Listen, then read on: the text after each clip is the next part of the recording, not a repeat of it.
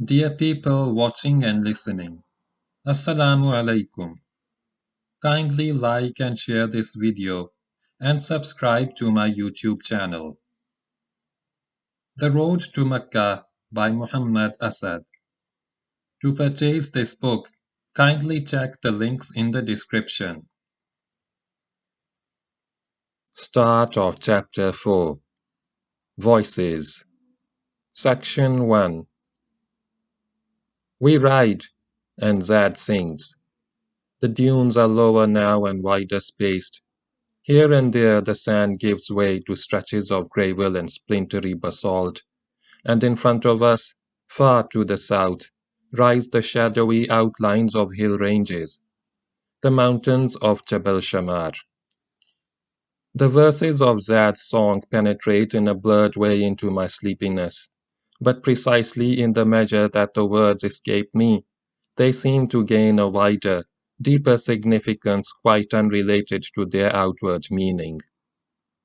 It is one of those camel rider songs you so often hear in Arabia, chants which men sing to keep their animals to a regular, quick pace and not to fall asleep themselves. Chants of desert men accustomed to spaces that know neither limit nor echoes. Always sounded in the major key at only one tone level, loose and somewhat husky, coming from high up in the throat, tenderly fading in the dry air, breath of the desert caught in a human voice. None who has traveled through desert lands will ever forget this voice. It is always the same where the earth is barren, the air hot and wide open, and life hard. We ride, and Zad sings, as his father must have sung before him, and all the other men of his tribe and of many other tribes over thousands of years, for thousands of years were needed to mold these intensive, monotonous melodies and to bring them to their final form. Unlike the polyphonous Western music, which almost always tends to express individual feeling, these Arabian melodies, with their eternally repeated tone sequence, seem to be only tonal symbols for an emotional knowledge shared by many people, not meant to evoke moods but to remind you of your own spiritual experiences.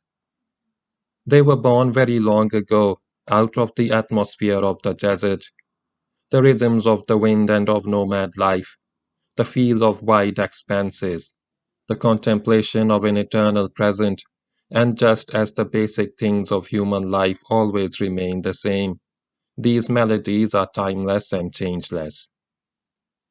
Such melodies are hardly thinkable in the West, where polyphony is an aspect not only of music, but of man's feelings and desires.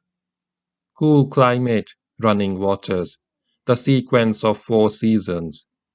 These elements give to life so multiform a significance and so many directions that Western man must needs have many longings and thus a strong urge to do things for the sake of doing. He must always create, build and overcome in order to see himself again and again reaffirmed in the complexity of his life forms. And this ever-changing complexity is reflected in his music as well, out of the sonorous Western singing, with the voice coming from the chest and always playing in the several levels, speaks that Faustian nature which causes Western man to dream much, to desire much, to strive after much with a will to conquer, but perhaps also to miss much, and miss it painfully. For the world of the Westerner is a world of history, eternal becoming, happening, passing away. It lacks the restfulness of staying still. Time is an enemy, always to be viewed with suspicion, and never does the now carry a sound of eternity. To the Arab of the desert and steppe, on the other hand, his landscape is no enticement to dreams. It is hard like the day and knows no twilight of feelings. The outer and the inner, the I and the world, are to him not opposite and mutually opposed entities, but only different aspects of an unchanging present. His life is not dominated by secret fears, and whenever he does things, he does them because outwardly necessity and not a desire for inner security demands action. In result, he has not progressed in material achievement as rapidly as the Westerner, but he has kept his soul together. For how long? I ask myself with almost a physical start. Will Zad and Zad's people be able to keep their souls together in the face of the danger that is so insidiously, so relentlessly closing in on them? We are living in a time in which the East can no longer remain passive in the face of the advancing West. 1,000 forces, political, social, and economic, are hammering at the doors of the Muslim world. Will this world succumb to the pressure of the Western 20th century, and in the process lose not only its own traditional forms but its spiritual roots as well?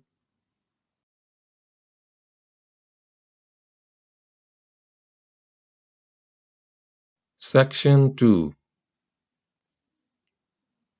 Throughout the years I have spent in the Middle East, as a sympathetic outsider from the 1922 to 1926, and as a Muslim sharing the aims and hopes of the Islamic community ever since, I have witnessed the steady European encroachment on Muslim cultural life and political independence.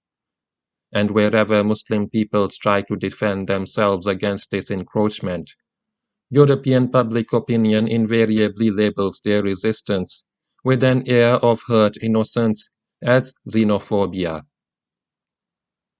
Europe has long been accustomed to simplify in this crude way all that is happening in the Middle East, and to view its current history under the aspect of Western sphere of interest alone.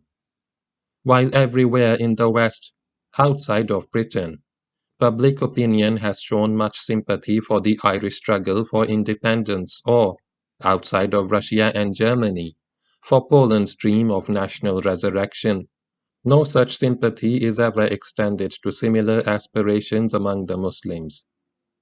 The West's main argument is always the political disruption and economic backwardness of the Middle East, and every active Western intervention is sanctimoniously described by its authors as aiming not merely at the protection of legitimate Western interests, but also at securing progress for the indigenous people themselves.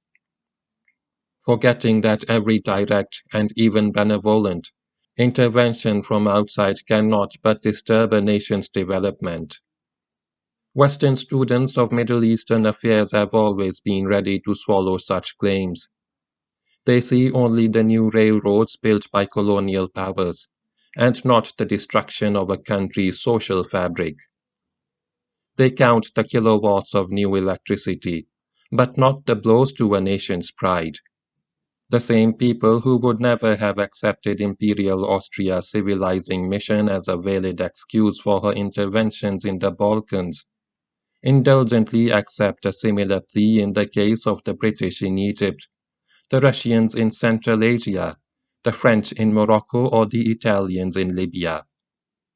And it never even crosses their minds that many of the social and economic ills from which the Middle East is suffering are a direct outcome of that very Western interest, and that, in addition, Western intervention invariably seeks to perpetuate and to widen the already existing inner disruptions, and so to make it impossible for the peoples concerned to come into their own. I first began to realize this in Palestine in 1922, when I observed the equivocal role of the British administration with regard to the conflict between the Arabs and the Zionists. And it became fully obvious to me early in 1923, when after months of wandering all over Palestine, I came to Egypt, which at that time was in almost continual upheaval against the British protectorate. Bombs were often being thrown at public places frequented by British soldiers, to be answered by various repressive measures, martial law, political arrests, deportations of leaders, prohibitions of newspapers. But none of these measures, however severe, could deaden the people's desire for freedom. Through the entire Egyptian nation went something like a wave of passionate sobbing. Not in despair, it was rather the sobbing of enthusiasm at having discovered the roots of its own potential strength. Only the rich pashas, owners of the tremendous landed estates, were in those days conciliatory toward British rule. The innumerable others, including the miserable fellahin, to whom 1 acre of land appeared to be a bountiful possession for an entire family, supported the freedom movement. One day the itinerant newspaper vendors would cry in the streets, "All leaders of the Wafd arrested by order of the military governor." But the next day new leaders had taken their places. The gaps were filled again and again. The hunger for freedom and the hatred grew, and Europe had only one word for it: xenophobia. My coming to Egypt in those days had been due to my wish to extend the scope of my work for the Frankfurter Zeitung to other countries besides Palestine. Dorian's circumstances did not permit him to finance such a tour, but when he saw how strongly I desired it, he advanced me a small sum sufficient for the railway journey from Jerusalem to Cairo, and a fortnight's stay there.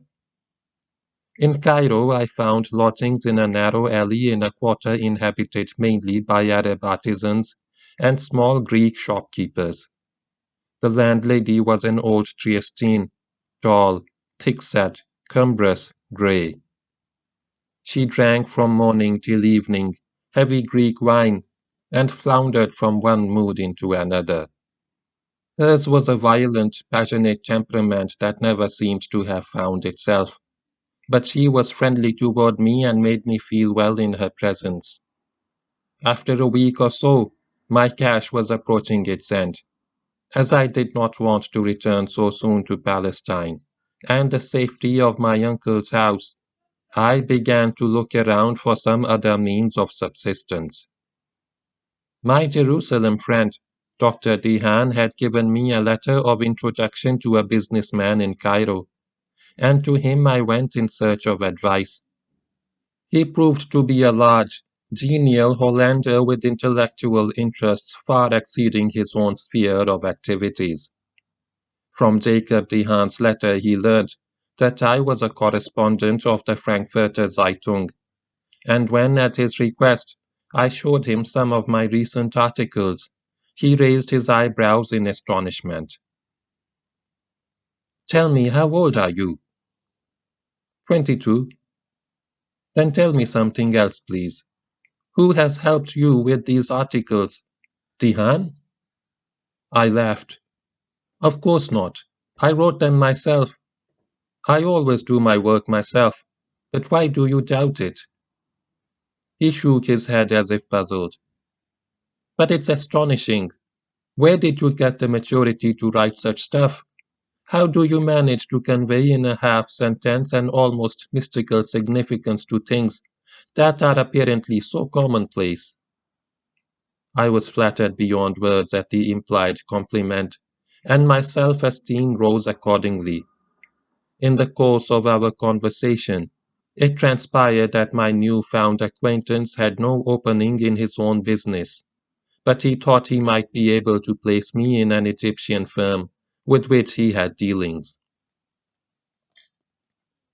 The office to which he directed me lay in one of the older quarters of Cairo, not far from my lodgings, a dingy, narrow lane bordered by once patrician houses now converted into offices and cheap apartments. My prospective employer, an elderly, bald-headed Egyptian with the face of a time-mellowed vulture, happened to be in need of a part-time clerk to take charge of his French correspondence, and I was able to satisfy him that I could fill the role in spite of my utter lack of business experience. We quickly struck a bargain. I would have to work only 3 hours a day. The salary was correspondingly low, but it would be enough to pay for my rent and to keep me indefinitely in bread, milk, and olives. Between my lodgings and my office lay Cairo's red light district, a tangled maze of lanes in which the great and little courtesans spent their days and nights. In the afternoon, on my way to work, the lanes were empty and silent. In the shadow of a bay window, a woman's body would stretch itself languorously. At little tables before one or another of the houses, girls were sedately drinking coffee in the company of grave, bearded men and conversing, with every appearance of seriousness, about things that seemed to lie far beyond all excitement and physical abandon. But in the evening, when I was returning home, the quarter was more wide awake than any other, humming with the tender accords of Arabian lutes and drums and the laughter of women. When you walked under the shine of the many electric lamps and colored lanterns, at every step a soft arm would wind itself around your neck. The arm might be brown or white, but it always jingled with gold and silver chains and bangles and always smelled of musk, frankincense, and warm animal skin. You had to be very determined to keep yourself free of all these laughing embraces, and from the calls of Ya Habibi, which means "O darling," and Sadatak, which means "thy happiness." You had to thread your way between shimmering limbs that were mostly luscious and fair to look upon, and intoxicated you with their suggestive convulsions. All Egypt broke over you, Morocco, Algeria, also the Sudan and Nubia, also Arabia, Armenia, Syria, Iran. Men in long silken garments sat side by side on benches along the house walls, pleasantly excited, laughing, calling out to girls or silently smoking their nargils. Not all of them were customers. Many had come simply to spend a pleasant hour or two in the exhilarating, unconventional atmosphere of the quarter.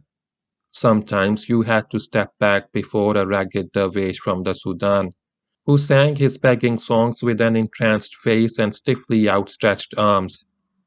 Clouds of incense from the swinging censer of an itinerant perfume vendor brushed your face. Off and on you heard singing in chorus, and you began to understand the meaning of some of the whirring, tender Arabic sounds, and again you heard the soft, rippling voices of pleasure, the animal pleasure of these girls, for they undoubtedly were enjoying themselves, in their light blue, yellow, red, green, white, gold glittering garments of flimsy silk, tulle, voile, or damask. And their laughter seemed to run with little cat steps over the cobbled pavements, rising, ebbing down, and then growing up again from other lips.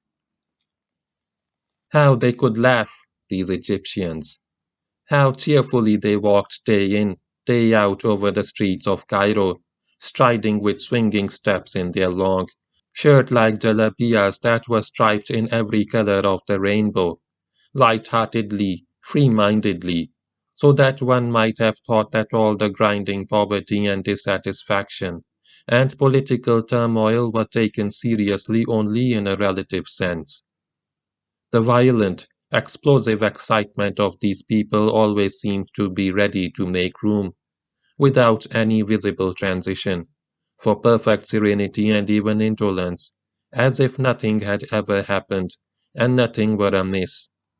Because of this, most Europeans regarded, and probably do even now, the Arabs as superficial.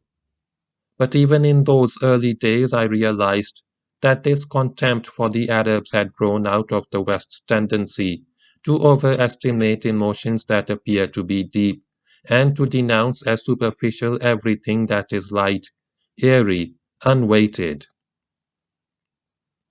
The Arabs, I felt, had remained free of those inner tensions and stresses so peculiar to the West. How could we, then, apply our own standards to them?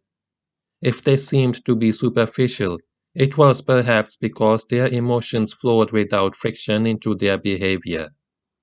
Perhaps, under the impact of westernization, they also would gradually lose the blessed immediacy of their contact with reality.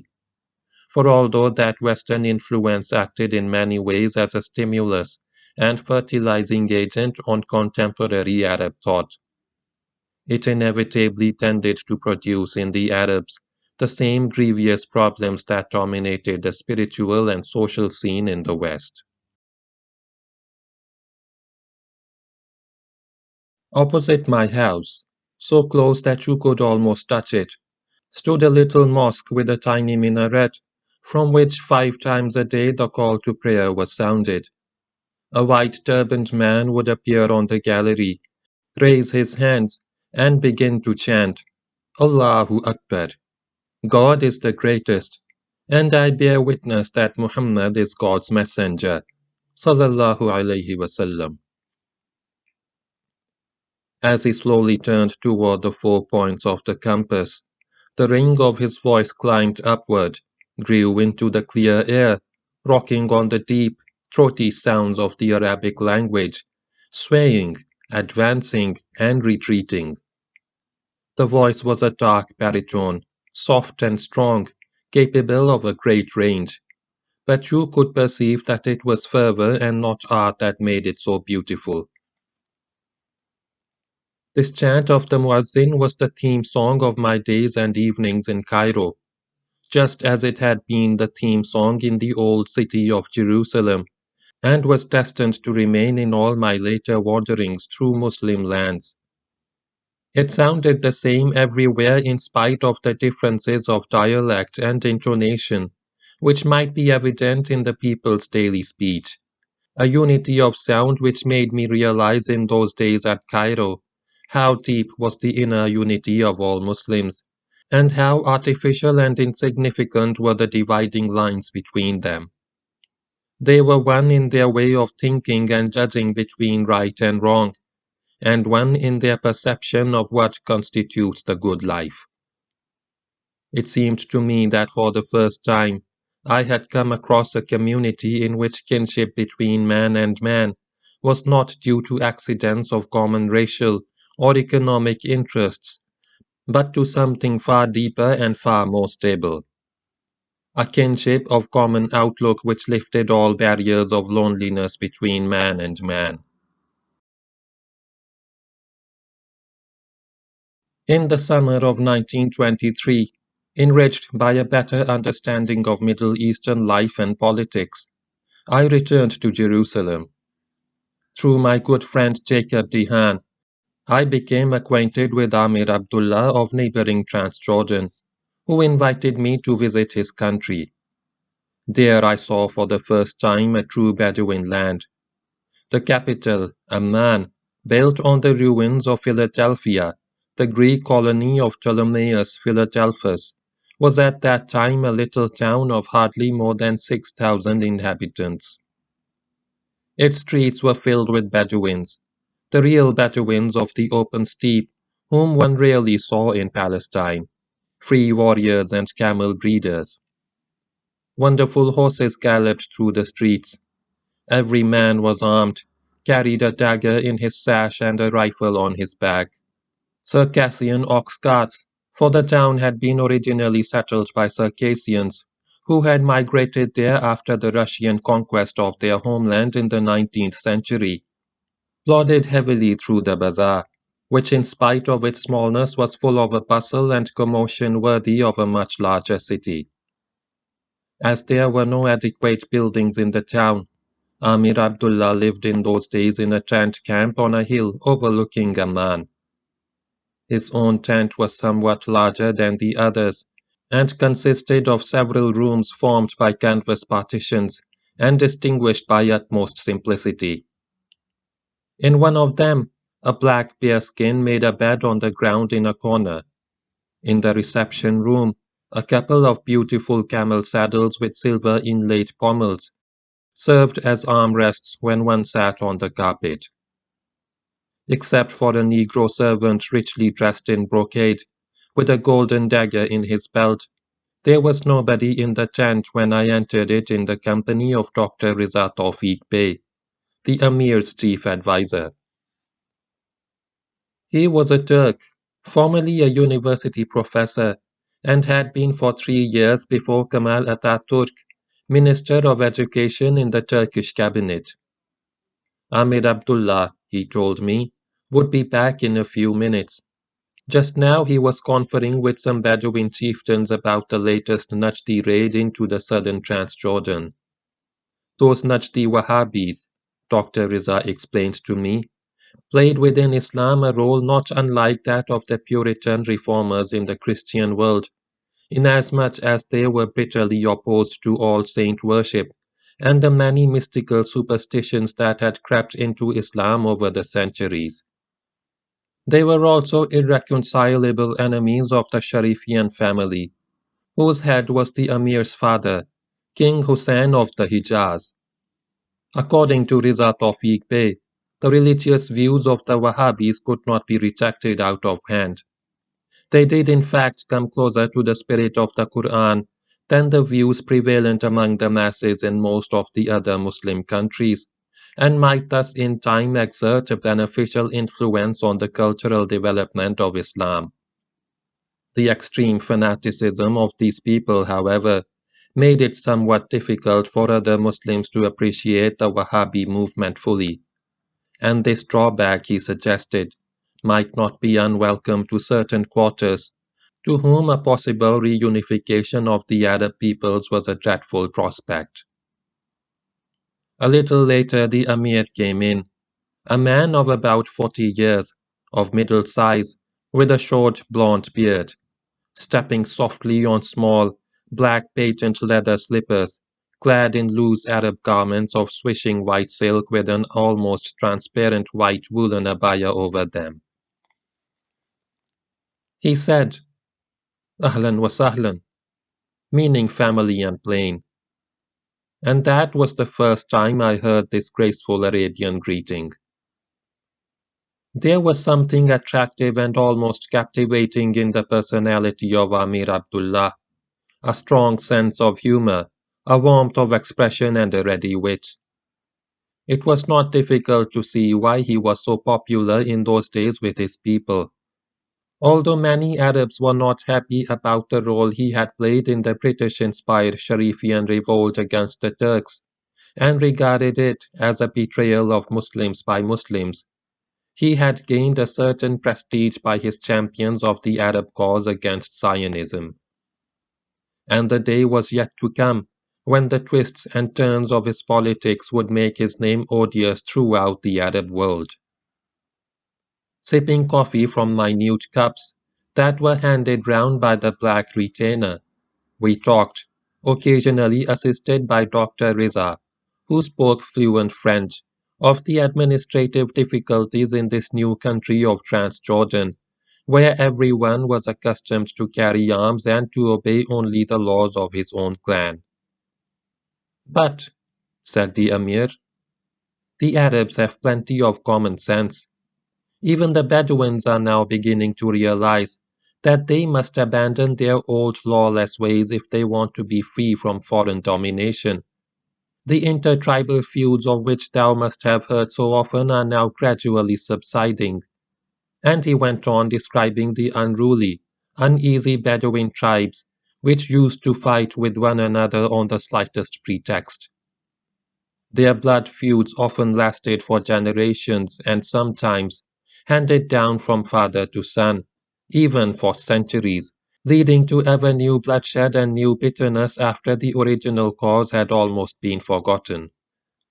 There was only one way to bring about a peaceful end. If a young man from the tribe and clan of the last victim abducted a virgin of the tribe and clan of the culprit and made her his wife, the blood of the bridal night, blood of the killer's tribe, symbolically and finally avenged the blood that had been spilled in homicide. Occasionally it happened that two tribes had grown weary of a vendetta which had been going on for generations, sapping the strength of both parties, and in such a case An abduction was not infrequently arranged through a middleman from a third tribe.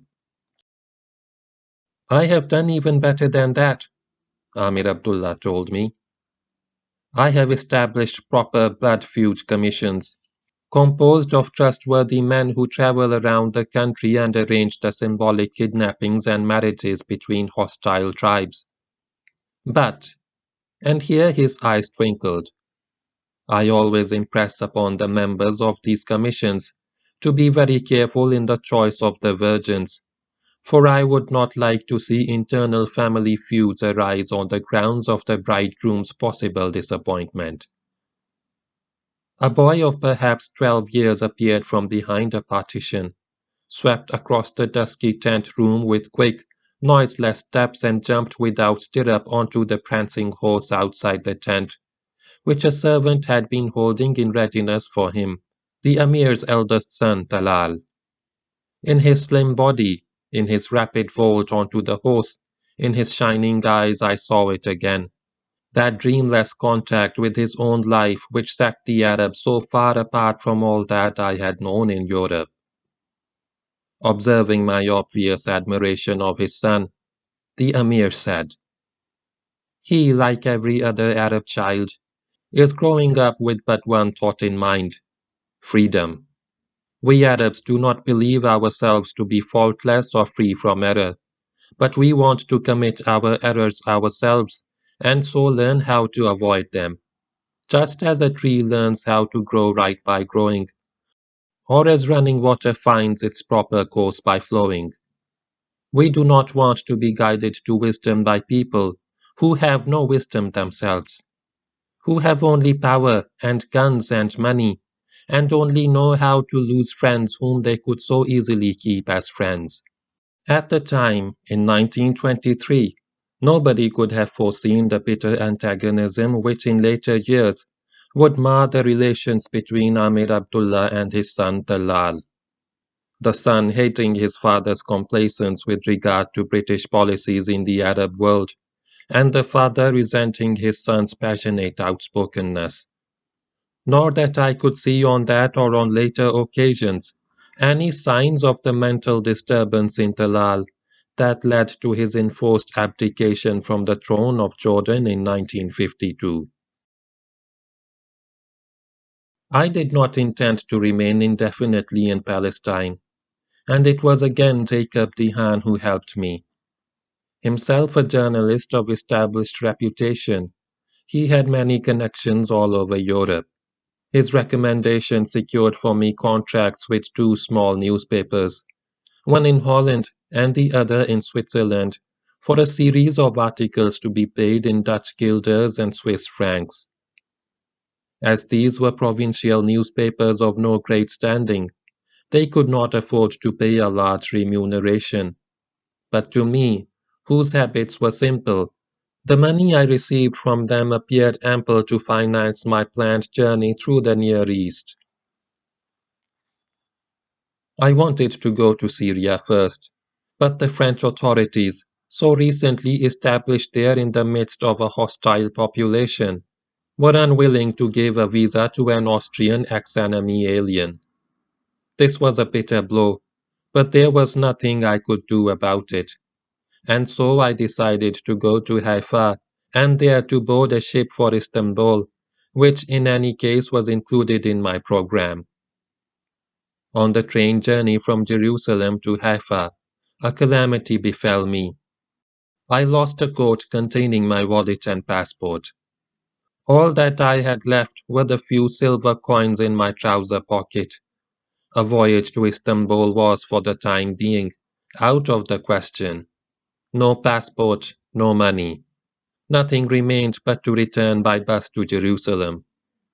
The fare would have to be paid on arrival with money borrowed as usual from Dorian. In Jerusalem, I would have to wait for weeks for another passport from the Austrian consulate in Cairo, for at that time there was none in Palestine, and for further driblets of money from Holland and Switzerland. And so it came about that on the next morning I found myself before a bus office on the outskirts of Haifa. The negotiations about the fare were completed.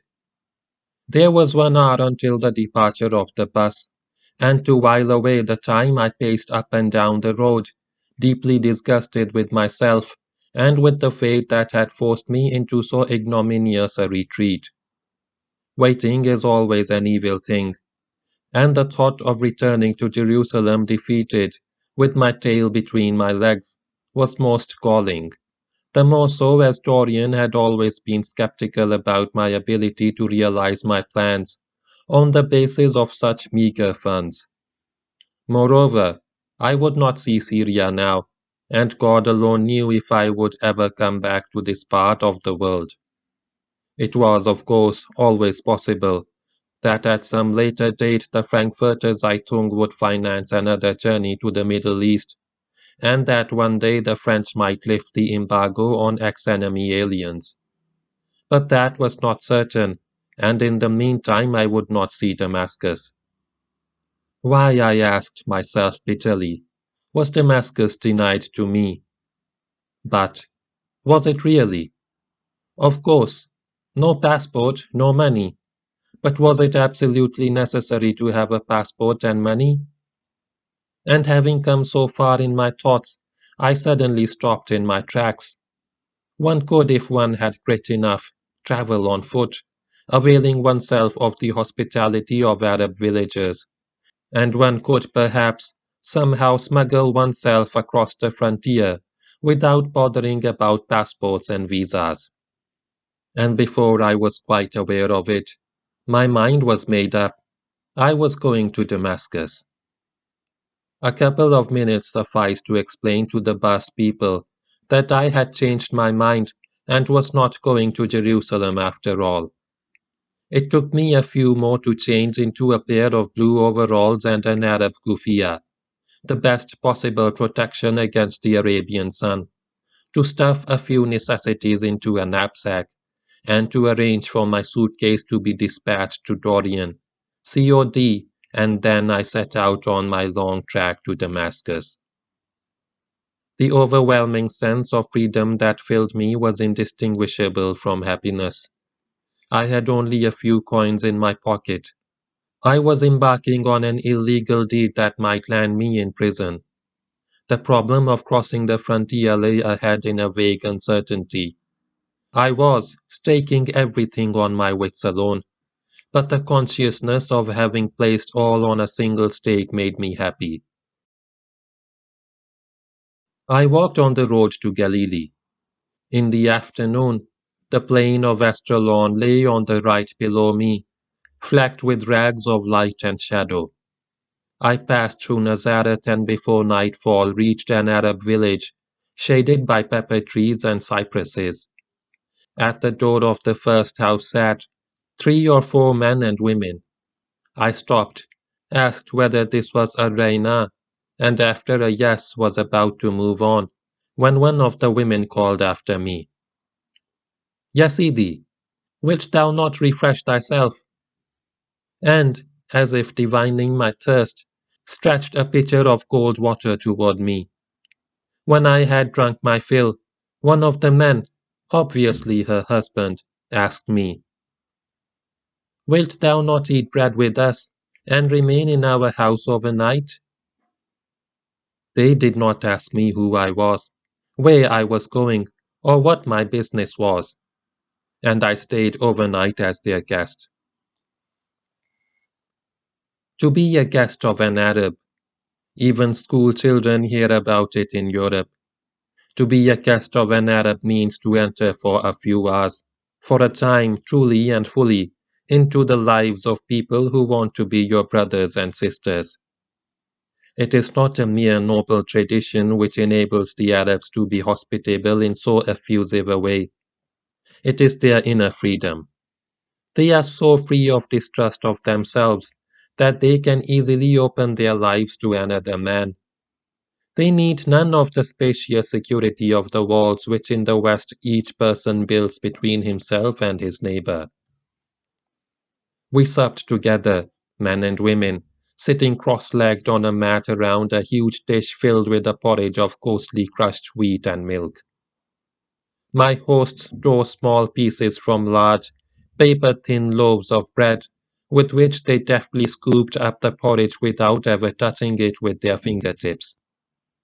To me they had given a spoon, but I refused it and attempted, not without success, and to the evident pleasure of my friends, to emulate their simple and nevertheless dainty manner of eating.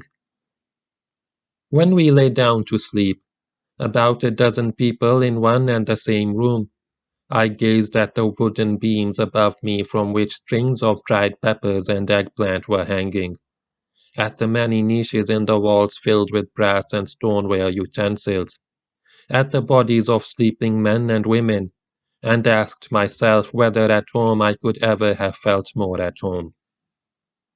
In the days that followed, the rust brown of the Judean hills with their bluish grey and violet shadows gradually gave way to the more gay and mellow hills of Galilee. Springs and little streams unexpectedly made their appearance. Vegetation became more luxuriant. In groups stood thickly leafed olive trees and tall dark cypresses. The last summer flowers could still be seen on the hillsides. Sometimes I walked part of the way with camel drivers and enjoyed for a while their simple warmth. We drank water from my canteen, smoked a cigarette together, then I walked on alone. I spent the nights in Arab houses and ate their bread with them.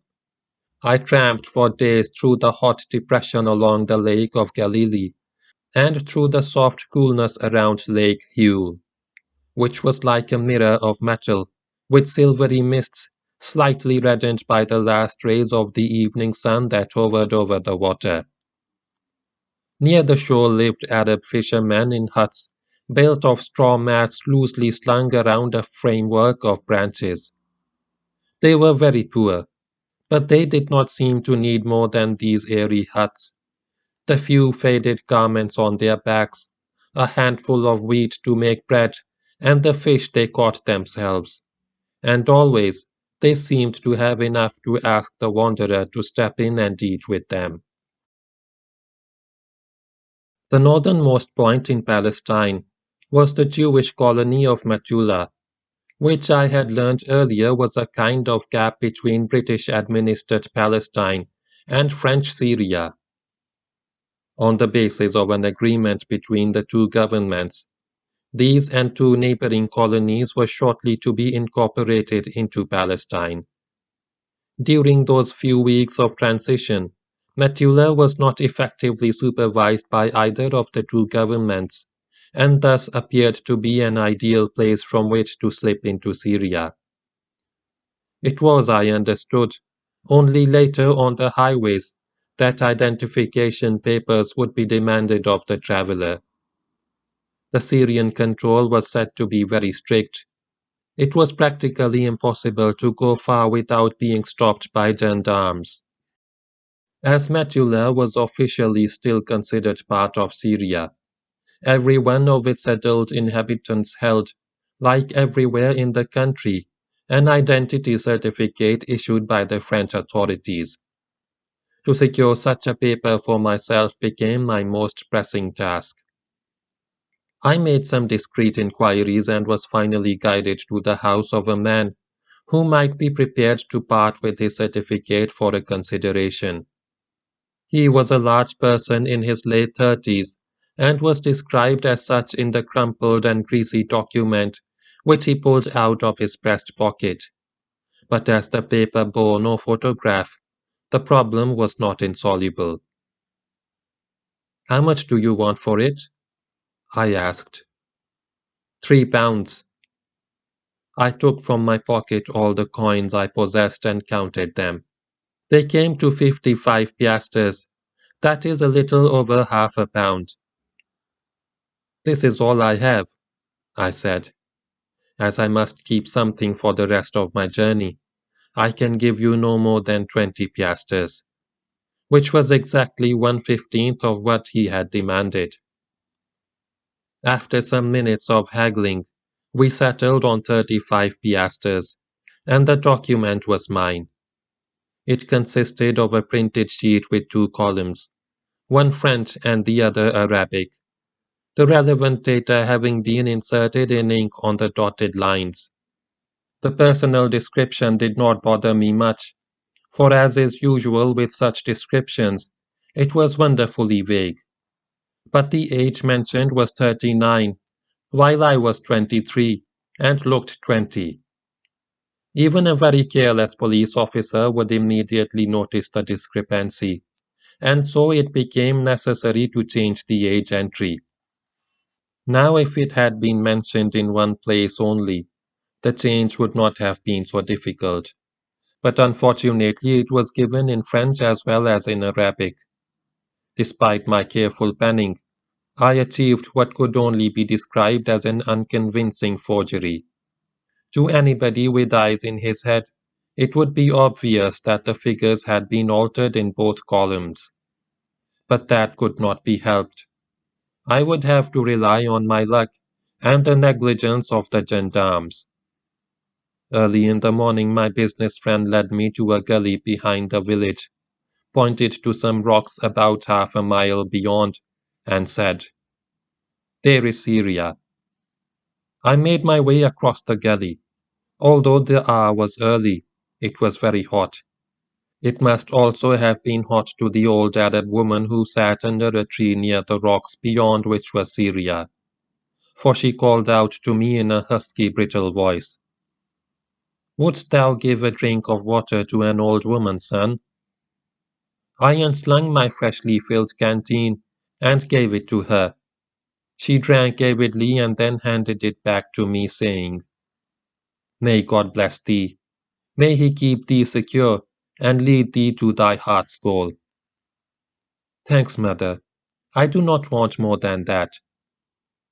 And when I turned around and looked back at her, I saw the old woman's lips move as if in prayer and felt a strange elation. I reached the rocks and passed them, and now I was in Syria. A wide, barren plain lay before me. Far away on the horizon I saw the outlines of trees and something that looked like houses. It must be the town of Banyas. I did not like the look of this plain that offered no tree or bush behind which to take cover, which so near the frontier might well become necessary. But there was no other way. I felt as one sometimes feels in a dream in which one has to walk naked down a crowded street. It was nearly noon when I reached a small streamlet bisecting the plain. As I sat down to take off my shoes and socks, I saw in the distance 4 horsemen moving in my direction. With their rifles held across the saddle, they looked ominously like gendarmes. They were gendarmes. There would have been no sense in my trying to run away, and so I comforted myself that whatever was to happen would happen. If I were caught now, I would probably receive no more than a few blows with a rifle butt and be escorted back to Metula. I waded through the stream, sat down on the opposite bank, and started leisurely to dry my feet, waiting for the gendarmes to come closer. They came and stared down at me with suspicion, for although I was wearing Arab headdress, I was obviously a European. "From where?" one of them asked me sharply in Arabic. "From Metula." "And where to?" "To Damascus." "What for?" "Oh, well, just a pleasure trip." "Any papers?" "Of course." And out came my identity certificate, and up came my heart to my mouth. The gendarme unfolded the paper and looked at it, and my heart slipped back to its proper place and started to beat again, for I saw that he held the document upside down, obviously unable to read. The 2 or 3 big government seals apparently satisfied him, for he ponderously folded and handed it back to me. "Yes, it is in order. Go." For a second I had the impulse to shake his hand, but then thought it better to let our relations remain strictly official. The 4 men wheeled their horses around and trotted away, while I continued on my march. Near Banyas I lost my way. What had been described on my map as a road fit for wheeled traffic proved to be a hardly visible path, which meandered over steep land, swampy ground and across little streams, and in the end petered out entirely near some boulder-strewn hillocks. I wandered over these hills of several hours up and down, until in the afternoon I came upon 2 Arabs with donkeys that were carrying grapes and cheese to Banyas. We walked the last stretch together. They gave me grapes to eat, and we separated on reaching the gardens before the town. A clear, narrow, rapidly flowing stream was bubbling by the roadside. I lay down on my belly, thrust my head up to the ears in the icy water, and drank and drank. Although I was very tired, I had no intention of staying at Banyas, which, being the first town on the Syrian side, was bound to have a police post. My encounter with the gendarmes had set me at rest as regards ordinary Syrian troopers, for most of them could be presumed to be illiterate and therefore not in a position to detect my forgery. But a police post, with an officer in it, would be a different story. I therefore set out at a quick pace through narrow lanes and byways, avoiding the main bazaar street, where such a post would most likely be located. In one of the lanes I heard the sound of a lute and a man's voice singing to the accompaniment of clapping. Drawn to it, I rounded the corner, and stood quite still, for just opposite me at a distance of perhaps 10 paces was a door inscribed, Poste de Police, with several Syrian policemen, an officer among them, sitting on stools in the afternoon sun and enjoying the music of one of their comrades. It was too late to retreat, for they had already seen me, and the officer, apparently also a Syrian, called out to me, "Hey, come here!" There was nothing to it but to obey. I advanced slowly, and then a brain wave struck me. Taking out my camera, I politely greeted the officer in French and continued, without waiting for his questions. "I am coming from Metula on a short visit to this town, but would not like to go back without taking a photo of you and your friend here, whose song has so enchanted me." Arabs like to be flattered, and in addition they delight in being photographed. And so the officer consented with a smile and requested me to send him the photograph after it was developed and printed, which I later did with my compliments. It no longer occurred to him to ask me for my identification papers. Instead, he treated me to a cup of sweet tea and wished me bon voyage when I finally rose to go back to Metula. I retreated the way I had come, made a circuit around the town, and proceeded on my way to Damascus. Exactly 2 weeks after I had left Haifa, I arrived at the big village, almost a town of Majdala Shams, which was inhabited mainly by Druses and a few Christians. I chose a house which looked fairly prosperous and told the young man who opened the door to my knock that I would be grateful for shelter for the night.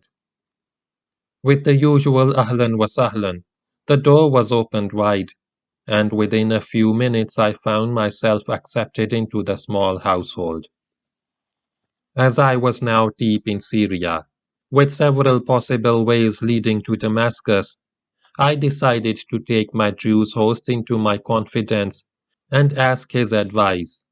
Knowing that no Arab would ever betray his guest, I placed all the facts squarely before him, including the fact that I was traveling on a false identity certificate.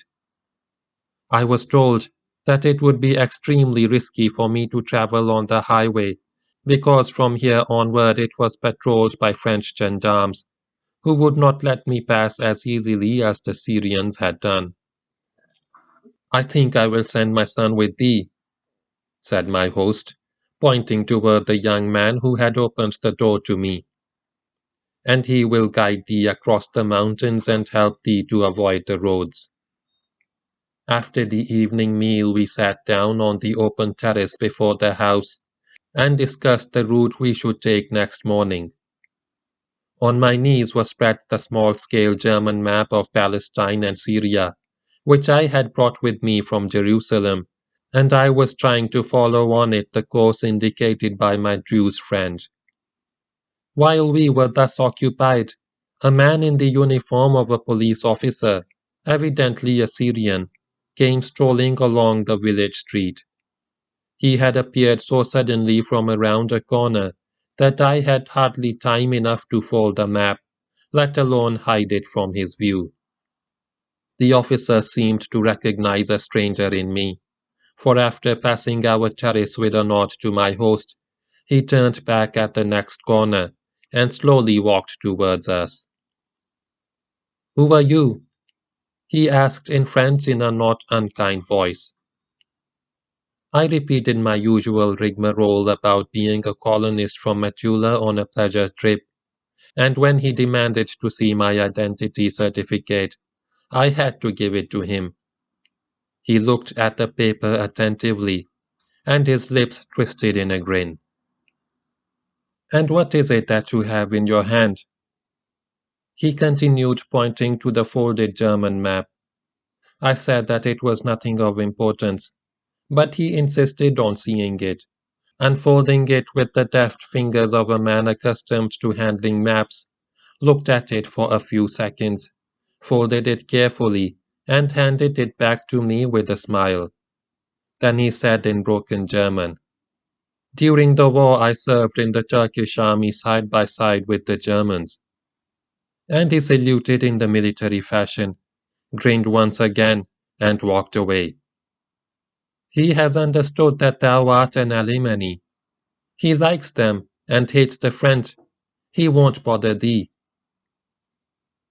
Next morning, accompanied by the young Jews, I set out on what must have been the hardest march of my life. We walked for over 11 hours, with only one break at noon for about 20 minutes, over rocky hills, down deep gorges, through dried river beds, up hills again, between boulders, over sharp pebbles, uphill, downhill, uphill, downhill, until I felt that I could walk no more. When in the afternoon we reached the town of Al-Qatana in the plains of Damascus, I was entirely worn out. My shoes were torn and my feet swollen.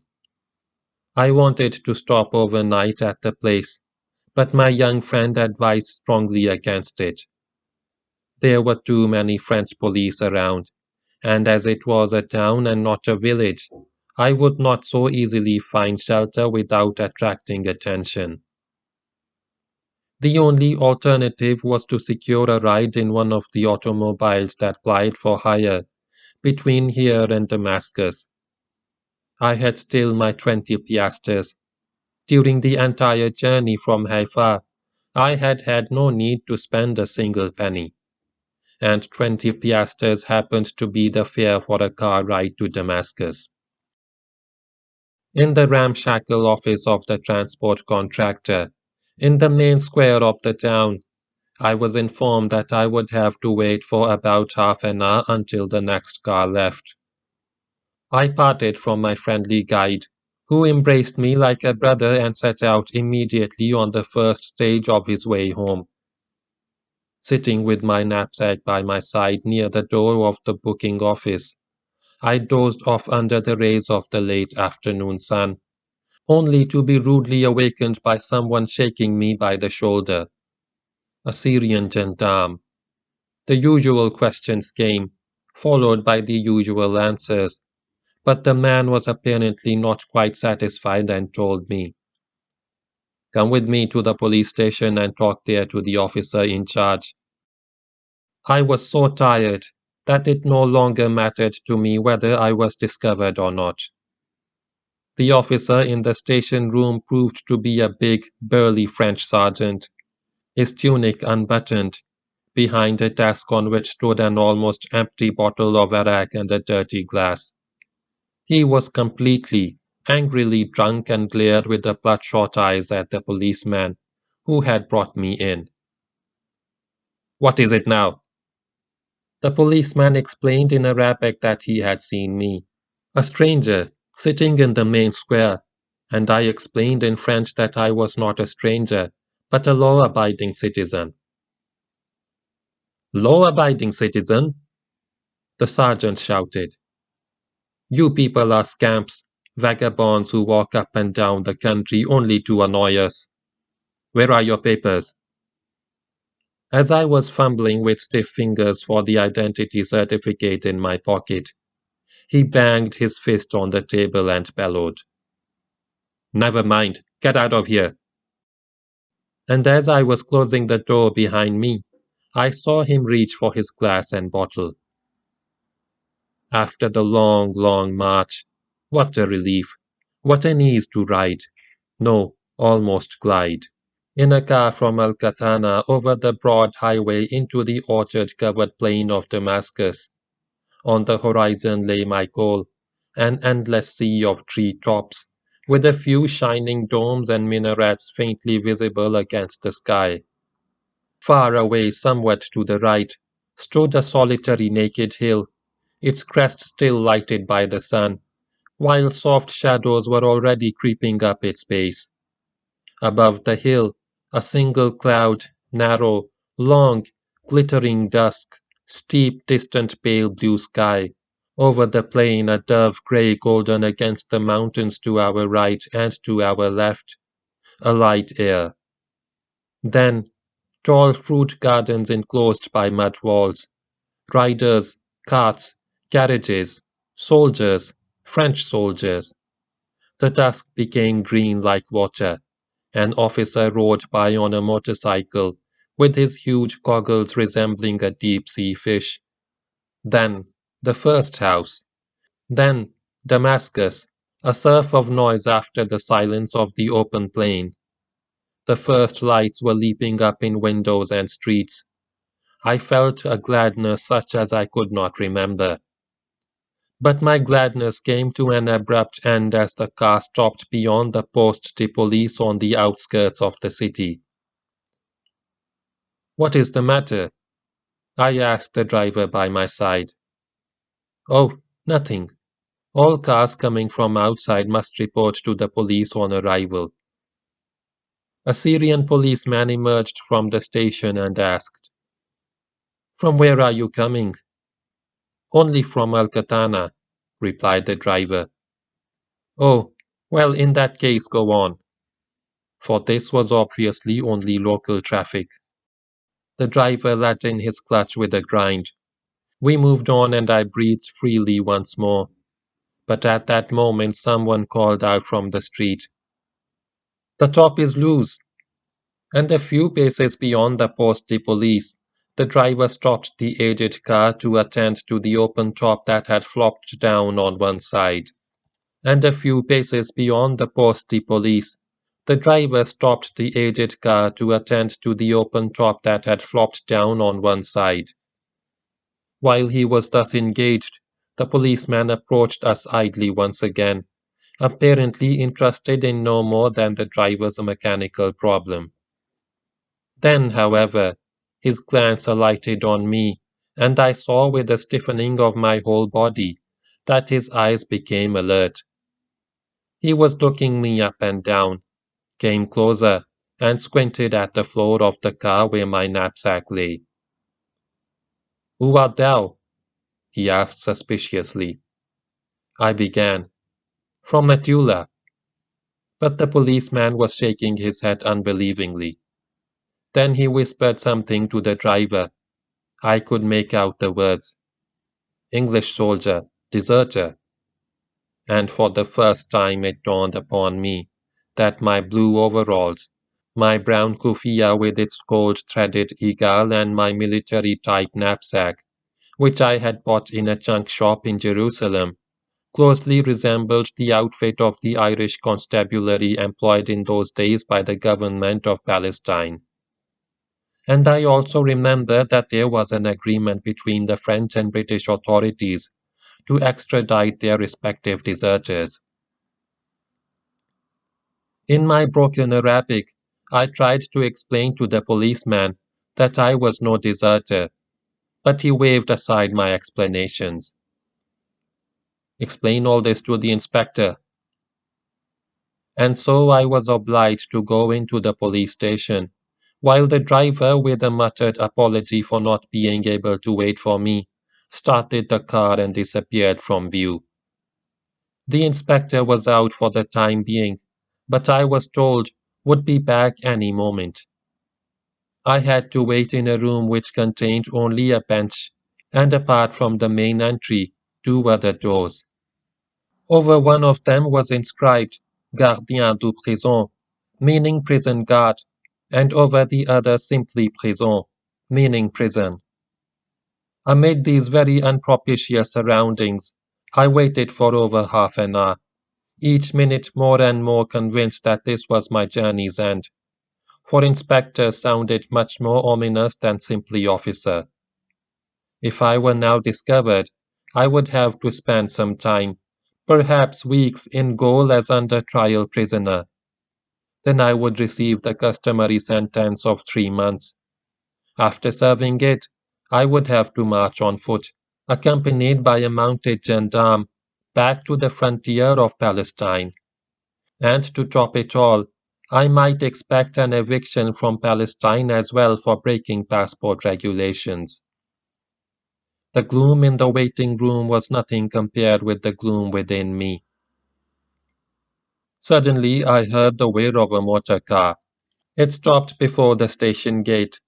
A moment later a man in civilian dress with a red tarbush on his head entered the room with a quick step, followed by the policeman who was excitedly trying to report something to him. The inspector was quite obviously in a great hurry. I do not know exactly how it happened, but I presume that what I did at that crucial moment was the outcome of one of those rare flashes of genius which in different circumstances, and perhaps in different men, produce events that change history. With a single bound, I came close to the inspector, and without waiting for his action, hurled at him a torrent of complaints in French against the insulting clumsiness of the policeman who had taken me, an innocent citizen, for a deserter and caused me to lose my ride into the city. The inspector tried several times to interrupt me, but I never gave him a chance and engulfed him in a flow of words of which, I suppose, he was hardly able to gather 1/10. Probably only the names, Metula and Damascus, which I repeated an endless number of times. He was evidently distressed at being kept away from something he had to do in a hurry, but I did not let him speak and continued, without stopping for breath, with my wordy barrage. Ultimately he threw up his hands in despair and cried, "Stop, for God's sake! Have you any papers?" My hand went automatically into my breast pocket, and still pouring out sentence after sentence in an unceasing stream, I thrust the false identity certificate into his hands. The poor man must have felt as if he were drowning, for he only quickly turned over a corner of the folded sheet, saw the government stamp, and threw it back at me. All right, go, only go." And I did not wait for him to repeat his request. A few months earlier, in Jerusalem, I had met a Damascene teacher who had invited me to be his guest whenever I came to Damascus, and it was after his house that I now inquired. A little boy offered himself as my guide and took me by the hand. Deep evening, the old city, narrow lanes which the overhanging oriel windows made more nightly than the night itself could make them. Here and there I could see in the yellow light of a kerosene lantern a fruiter's shop with a mound of watermelons and baskets of grapes outside it. People like shadows. Sometimes behind the latticed windows a woman's shrill voice, and then the little boy said, "Here." I knocked at a door. Somebody answered from inside, and I lifted the latch and entered a paved courtyard. In the darkness I could discern grapefruit trees heavy with green fruit and a stone basin with a fountain. Someone called out from above, "Tafaddal ya Sidi," and I ascended a narrow staircase along one of the outer walls and walked through an open loggia and into the arms of my friend. I was dead tired, entirely exhausted, and let myself fall unresistingly onto the bed that was offered to me. The wind rustled in the trees of the courtyard in front and in the trees of the garden behind the house. From the distance came many muffled sounds, the voice of a great Arabian city going to sleep. It was with the excitement of a new understanding, with my eyes opened to things I had not suspected before, that I wandered in those summer days through the alleys of the old bazaar of Damascus and recognized the spiritual restfulness in the life of its people. Their inner security could be observed in the way they behaved towards one another, in the warm dignity with which they met or parted, in the manner in which two men would walk together, holding each other by the hand like children, simply because they felt friendly toward each other, in the manner in which the shopkeepers dealt with one another. Those traders in the little shops, those inexorable callers to passer-by, seemed to have no grasping fear and no envy in them, so much so that the owner of a shop would leave it in the custody of his neighbor and competitor whenever it became necessary for him to be away for a while. I often saw a potential customer stop before an untended stall, obviously debating with himself whether to wait for the return of the vendor or to move on to the adjoining stall, and invariably the neighboring trader, the competitor, would step in to inquire after the customer's wants and sell him the required goods, not his own goods, but those of his absent neighbor, and would leave the purchase price on the neighbor's bench. Where in Europe could one have witnessed a like transaction? Some of the bazaar streets were thronged with the hardy figures of Bedouins in their wide, flowing garments, men who always seemed to carry their lives with themselves, and always walked in their own tracks. Tall men with grave, burning eyes were standing and sitting in groups before the shops. They did not talk much to one another. One word, one short sentence, attentively spoken and as attentively received, sufficed for long conversations. These Bedouins, I felt, did not know chatter, that talking about nothing, with nothing at stake, the hallmark of worn-out souls, and I was reminded of the words of the Quran, which described life in paradise. And thou hearest no chatter there. Silence seemed to be Bedouin virtue. They wrapped themselves in their wide, brown and white or black cloaks and kept silent. They passed you by with a silent child's glance, proud, modest, and sensible. When you addressed them in their tongue, their black eyes lit up in a sudden smile, for they were not self-absorbed and liked to be sensed by the stranger. They were consignors, meaning the great lords, entirely reserved and nevertheless open to all things of life. On a Friday, the Muslim Sabbath, you could perceive a change of rhythm in the life of Damascus, a little whirlwind of happy excitement, and at the same time solemnity. I thought of our Sundays in Europe, of the silent city streets and closed shops. I remembered all those empty days and the oppression which that emptiness brought forth. Why should it be so? Now I began to understand it, because to most people in the West, their everyday life is a heavy load from which only Sundays can release them.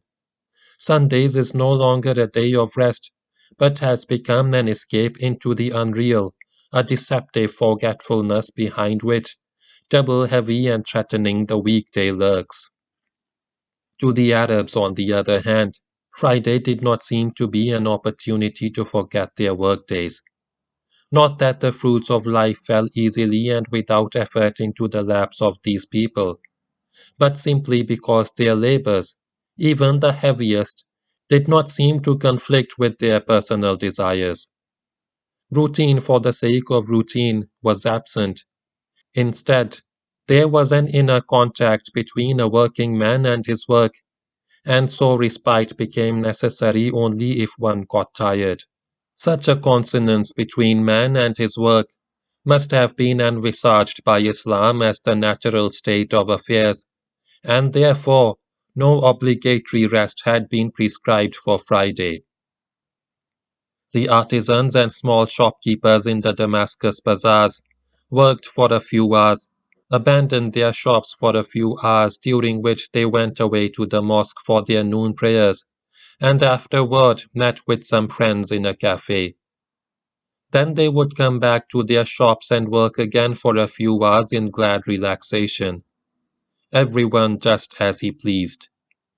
Only a few shops were closed, and except during the time of prayer, when the people assembled in the mosques, all the streets were as full of bustle as on other days. One Friday I went with my friend and host into the Umayyad Mosque. The many marble columns which supported the domed ceiling shone under the sun rays that fell through the lintel windows. There was a scent of musk in the air. Red and blue carpets covered the floor. In long, even rows stood many hundreds of men behind the Imam who led the prayer. They bowed, knelt, touched the ground with their foreheads, and rose again, all in disciplined unison like soldiers. It was very quiet. While the congregation was standing, one could hear the voice of the old Imam from the distant depths of the huge hall, reciting verses from the Quran. And when he bowed or prostrated himself, the entire congregation followed him as one man, bowing and prostrating themselves before God as if he were present before their eyes. It was at this moment that I became aware how near their God and their faith were to these people. Their prayer did not seem to be divorced from their working day. It was part of it, not meant to help them forget life, but to remember it better by remembering God. How strange and wonderful! I said to my friend as we were leaving the mosque, that you people feel God to be so close to you. I wish I could feel so myself. How else could it be, O my brother? Is not God, as our holy book says, nearer to thee than the vein in thy neck? Spurred by a new awareness, I spent much of my time at Damascus reading all manner of books on Islam on which I could lay my hands. My Arabic, although sufficient for the purposes of conversation, was as yet too weak for reading the Quran in the original, and so I had to take recourse to two translations, one French and the other German, which I borrowed from a library. For the rest, I had to rely on European Orientalist works and on my friend's explanations. However fragmentary, these studies and talks were like the lifting of a curtain. I began to discern a world of ideas of which hitherto I had been entirely ignorant. Islam did not seem to be so much a religion in the popular sense of the word, as rather a way of life. Not so much a system of theology as a program of personal and social behavior, based on the consciousness of God. Nowhere in the Quran could I find any reference to a need for salvation. No original, inherited sin stood between the individual and his destiny. For nothing shall be attributed to man but what he himself has striven for. No asceticism was required to open a hidden gate to purity, for purity was man's birthright, and sin meant no more than a lapse from the innate, positive qualities with which God was said to have endowed every human being. There was no trace of any dualism in the consideration of man's nature. Body and soul seemed to be taken as one integral whole. At first, I was somewhat startled by the Quran's concern not only with matters spiritual, but also with many seemingly trivial, mundane aspects of life. But in time I began to understand that if man were indeed an integral unity of body and soul, as Islam insisted he was, no aspect of his life could be too trivial to come within the purview of religion. With all this, the Quran never let its followers forget that the life of this world was only one stage of man's way to a higher existence, and that his ultimate goal was of a spiritual nature. Material prosperity, it said, is desirable but not an end in itself, and therefore man's appetites, though justified in themselves, must be restrained and controlled by moral consciousness. This consciousness ought to relate not merely to man's relation with God, but also his relations with men, not only to the spiritual perfection of the individual, but also to the creation of such social conditions as might be conducive to the spiritual development of all, so that all might live in fullness. All this was intellectually and ethically far more respectable than anything I had previously heard or read about Islam. Its approach to the problems of the spirit seemed to be deeper than that of the Old Testament, and had, moreover, none of the latter's predilection for one particular nation, and its approach to the problems of the flesh was, unlike the New Testament, strongly affirmative. Spirit and flesh stood, each in its own right, as the twin aspects of man's God created life. Was not perhaps this teaching, I asked myself, responsible for the emotional security I had so long sensed in the Arabs? One evening my host invited me to accompany him to a party in the house of a rich Damascene friend, who was celebrating the birth of a son. We walked through the winding lanes of the inner city, which were so narrow that the projecting bay windows and lattice-encased balconies almost touched one another from opposite sides of the street. Deep shadows and peaceful silence dozed between the old houses of stone. Sometimes a few black-veiled women passed you by with swift little steps, or a bearded man, dressed in a long kaftan, appeared from around a corner and slowly disappeared behind another. Always the same corners and irregular angles. Always the same narrow lanes which cut across one another in all directions.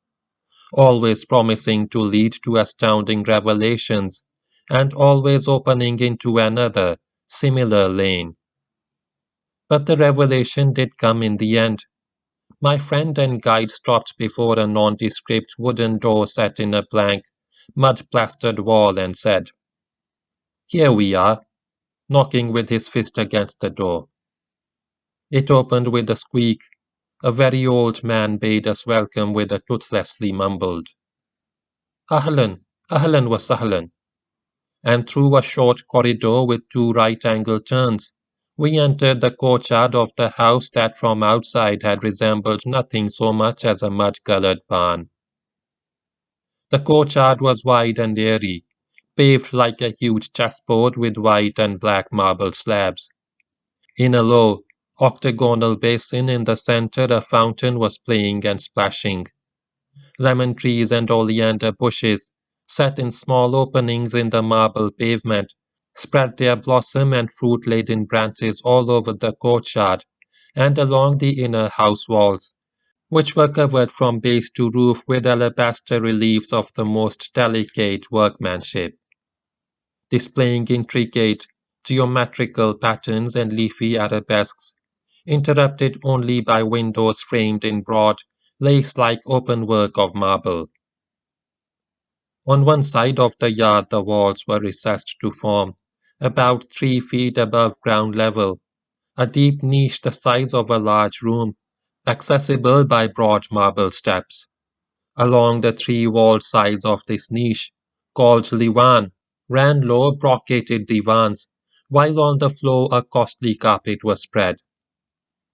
The niche walls were lined with huge mirrors up to a height of perhaps 15 feet, and the entire courtyard with its trees, its black and white pavement, its alabaster reliefs, marble window embrasures and carved doors which led to the interior of the house, and the many-colored throng of guests who sat on the divans and strolled around the water basin. All this was duplicated in the mirrors of the Liwan, and when you looked into them, you discovered that the opposite wall of the courtyard was covered with similar mirrors in its entire width, so that the whole spectacle was being reflected twice, 4 times, 100 times, and thus transformed into a magic, endless ribbon of marble, alabaster, fountains, myriads of people, forests of lemon trees, oleander groves, an endless dreamland glistening under an evening sky, still rosy from the rays of the setting sun. Such a house, bare and unadorned on the street side, rich and delightful within, was altogether new to me. But in time I came to know that it was typical of the traditional dwellings of the well-to-do not only in Syria and Iraq, but also in Iran. Neither the Arabs nor the Persians cared in earlier days for facades. A house was meant to be lived in, and its function was limited to its interior. This was something quite different from the forced functionalism so much sought after in modern Western architecture. The Westerners, entangled in a kind of inverted romanticism, unsure of their own feelings, nowadays build problems. The Arabs and Persians build, or built until yesterday, houses. The host seated me to his right on the divan, and a barefooted servant offered coffee on a small brass tray. Smoke from bubbling nargils mingled with the rose-water scented air of the Liwan, and floated in wisps toward the glass-shaded candles, which were being lighted, one after another, along the walls and between the darkening green of the trees. The company, all men, was most varied. Men in kaftans of striped, rustling Damascus silk or ivory-colored Chinese raw silk, voluminous jubbas of pastel-shaded fine wool, gold-embroidered white turbans over red tarbushes, men in European clothes, but obviously completely at ease in their cross-legged position on the divans. Some Bedouin chieftains from the steppes, with their retinues, were there, eyes black and gloriously alive, and small black beards around lean, brown faces. Their new clothes swished with every movement, and all of them carried silver-sheathed swords. They were indolently and completely at ease, true aristocrats, only that their ease, in distinction from that of European aristocrats, was not a soft shine bred through generations of loving care and good living, but like a warm fire coming out of the sureness of their perceptions. A good air surrounded them, a dry and clear atmosphere, the same air which I had once sensed in reality on the borders of the desert, embracing in its chastity but not intruding. They were like distant friends, like passing visitors in this place. Their free, aimless life awaited them elsewhere. A dancing girl came out of one of the doors and ran lightly up the steps to the Liwan. She was very young, certainly no more than 20, and very beautiful. Dressed in billowing trousers of some crackling, iridescent silk material, a pair of golden slippers and a pearl-embroidered bodice, which not so much covered as accentuated her high, upstanding breasts. She moved with sensuous grace of one accustomed to be admired and desired, and you could almost hear the ripple of delight that ran through this assembly of men at the sight of her soft-limbed body and her taut ivory skin.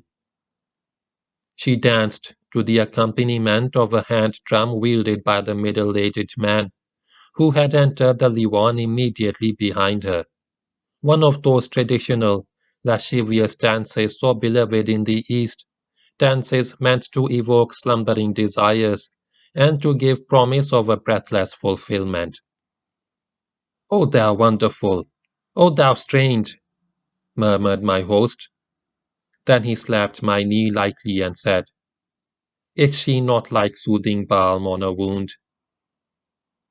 As quickly as she had come, the dancer disappeared, and nothing remained of her but the hazy shimmer in the eyes of most of the men.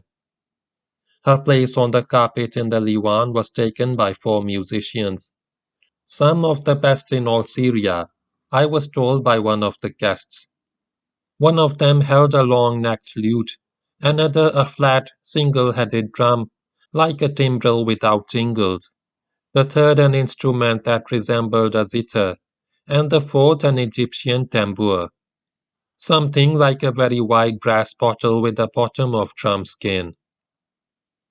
They began to twang and drum delicately, playfully at first, without any discernible accord, seemingly each man for himself, as if tuning their instruments in preparation for a common upward beat.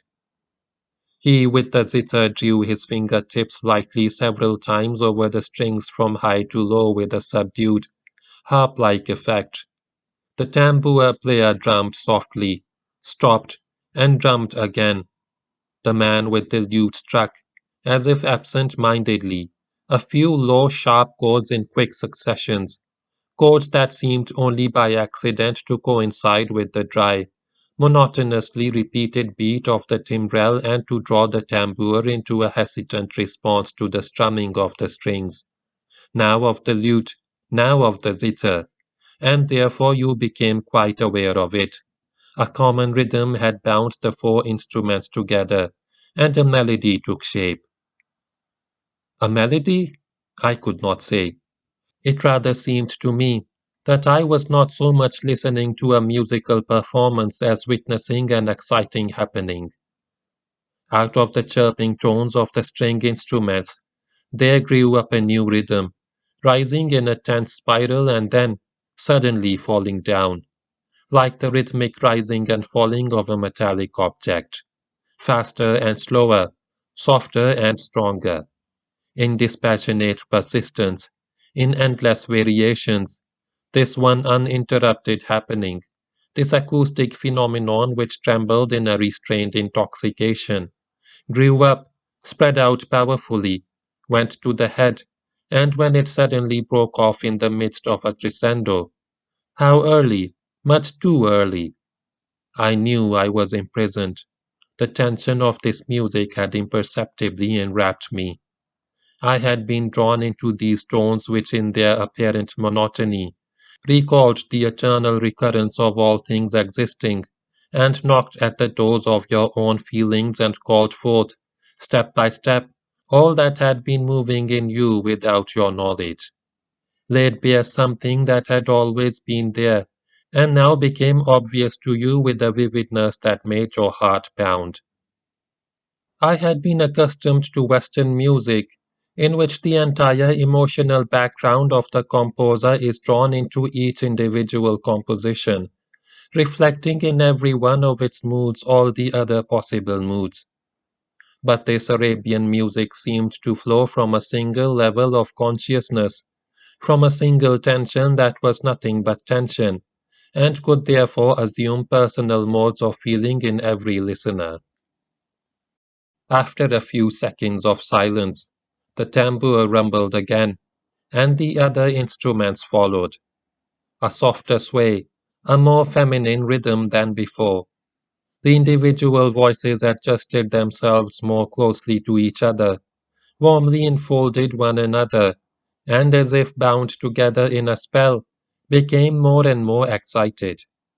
They stroked each other, flowed around each other in soft, wavy lines which at first collided several times, with the roll of the tambour as if with a hard obstacle, but gradually grew in aggressiveness, overcame the tambour and enslaved it, dragging it along in a common spiral ascent, and the tambour, unwilling at first, soon fell prey to the common rapture and joined, intoxicated the others. The wavy line lost its feminine softness, and raced on with rising violence, quicker, higher, shriller, into a cold furioso of conscious passion that had given up all restraint and now became a dithyrambic climb to some unseen peaks of power and sovereignty. Out of the erstwhile circling flow of tones around each other emerged a tremendous rotation in unison, a rushing of wheels out of eternity into eternity, without measure or limit or goal, a breathless, reckless tightrope walker's run over knife-edge precipice, through one eternal present, toward an awareness that was freedom, and power, and beyond all thought. And, suddenly in the midst of an upsurging sweep, a stop and a deadly silence, brutal, honest, clean. Like a rustling of tree leaves, breath returned to the listeners, and the long-drawn murmur, Ya Allah, Ya Allah, went through them. They were like wise children, who play their long understood and ever tempting games. They were smiling in happiness.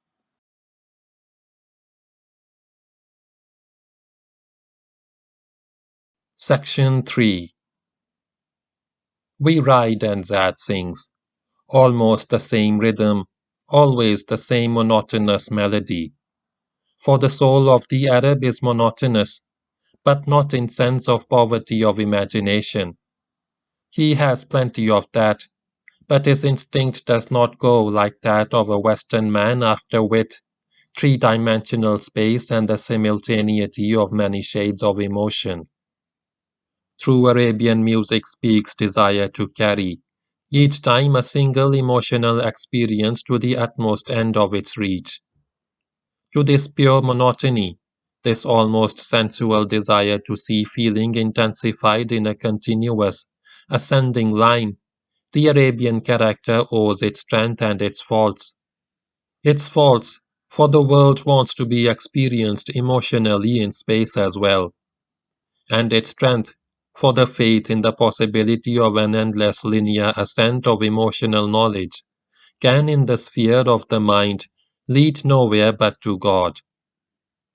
Only on the basis of this inborn drive, so peculiar to people of the desert, could grow the monotheism of the early Hebrews and its triumphant fulfillment, the faith of Muhammad sallallahu alaihi wasallam.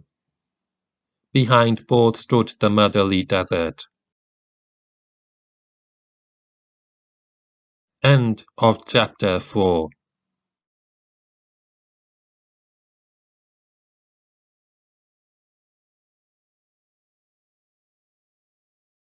Start of chapter 5. Spirit and Flesh. Section 1. The days pass, and the nights are short, and we ride southward at a brisk pace. Our dromedaries are in excellent shape. They have recently been watered, and the last 2 days have provided them with abundant pasture. There are still 14 days between here and Mecca, and even more if, as is possible, we spend some time in the towns of Hail and Medina, both of which lie on our route. An unusual impatience has taken hold of me, an urgency for which I know no explanation. Hitherto I have been wont to enjoy travelling at leisure, with no particular urge to reach my destination quickly. The days and weeks spent in journey had each of them a fulfillment of its own, and the goal always seemed to be incidental. But now I have begun to feel what I have never felt before in my years in Arabia, an impatience to reach the end of the road. What end? To see Mecca? I have been to the holy city so often, and know its life so thoroughly, that it no longer holds out any promise of new discoveries. Or is it perhaps a new kind of discovery that I am anticipating? It must be so, for I am being drawn to Mecca by a strange personal expectancy, as if the spiritual center of the Muslim world, with its multinational congregation of people from all corners of the earth, were a kind of promise, a gateway to a wider world than the one in which I am now living. Now that I have grown tired of Arabia, no, I love its deserts, its towns, the ways of its peoples, as I have always loved them. That first hint of Arabian life in the Sinai desert some 10 years ago has never been disappointed, and the succeeding years have only confirmed my original expectation. But since my night at the well 2 days ago, the conviction has grown within me that Arabia has given me all that it had to give. I am strong, young, healthy. I can ride for many hours at a stretch without being unduly tired. I can travel, and have been doing so for years, like a Bedouin without a tent, and without any of the small comforts which the townspeople of Najd often regard as indispensable on long desert journeys. I am at home in all the little crafts of Bedouin life, and have adopted, almost imperceptibly, the manners and habits of a Najdi Arab. But is this all there is to be? Have I lived so long in Arabia only to become an Arab? Or was it perhaps a preparation for something that is yet to come? The impatience which I now feel is somehow akin to the turbulent impatience I experienced when I returned to Europe after my first journey to the Near East, the feeling of having been forced to stop short of a tremendous revelation that could have revealed itself to me if only there had been more time. The initial impact of crossing from the Arabian world back into Europe had been somewhat softened by the months spent in Turkey after I had left Syria in the autumn of 1923. Mustafa Kemal's Turkey had in those days not yet entered into its reformist, imitative phase. It was still genuinely Turkish in its life and traditions, and thus, because of the unifying bond of its Islamic faith, was still related to the general tenure of Arabian life. But Turkey's inner rhythm seemed somehow heavier, less transparent, less airy, and more occidental. When I traveled overland from Istanbul to Sofia and Belgrade, there was no abrupt transition from east to west. The images changed gradually, one element receding and another imperceptibly taking its place, the minarets growing fewer and farther between, the long kaftans of the men giving way to belted peasant blouses, the scattered trees and groves of Anatolia merging into Serbian fir forests, until suddenly, at the Italian frontier, I found myself back in Europe. As I sat in the train that was taking me from Trieste to Vienna, my recent impressions of Turkey began to lose all their vividness, and the only reality that remained was the 18 months I had spent in Arab countries. It almost gave me a shock to realize that I was looking upon the once so familiar European scenery with the eyes of a stranger. The people seemed so ugly, their movements angular and clumsy, with no direct relationship to what they really felt and wanted. And all at once I knew that in spite of the outward appearance of purpose in all they did, they were living, without being aware of it, in a world of make believe. Obviously, my contact with the Arabs had utterly, irretrievably changed my approach to what I considered essential in life, and it was with something like astonishment that I remembered that other Europeans had experienced Arabian life before me. How was it possible then that they had not experienced this same shock of discovery? Or had they? Had perhaps one or another of them been as shaken to his depths as I was now? It was years later in Arabia that I received an answer to this question. It came from Dr. van der Meulen, then Dutch minister at Jeddah, a man of wide and many-sided culture. He clung to his Christian faith with a fervor nowadays rare among Westerners and was thus, understandably, not a friend of Islam as a religion. Nonetheless, he confessed to me he loved Arabia more than any other country he had known, not excepting his own. When his service in the Hijaz was approaching its end, he once said to me, I believe no sensitive person can ever remain immune to the enchantment of Arabian life, or pull it out of his heart after living among the Arabs for a time. When one goes away, one will forever carry within oneself the atmosphere of this desert land, and will always look back to it with longing, even if one's home is in richer, more beautiful regions. I stopped for a few weeks in Vienna and celebrated a reconciliation with my father. By now he had got over his anger at my abandonment of my university studies and the unceremonious manner in which I had left his roof. After all, I was now a correspondent of the Frankfurter Zeitung, a name that people in Central Europe used to pronounce almost with awe in those days, and had thus justified my boastful claim that I would come out on top. From Vienna, I proceeded straight to Frankfurt to present myself in person to the newspaper for which I had been writing for well over a year.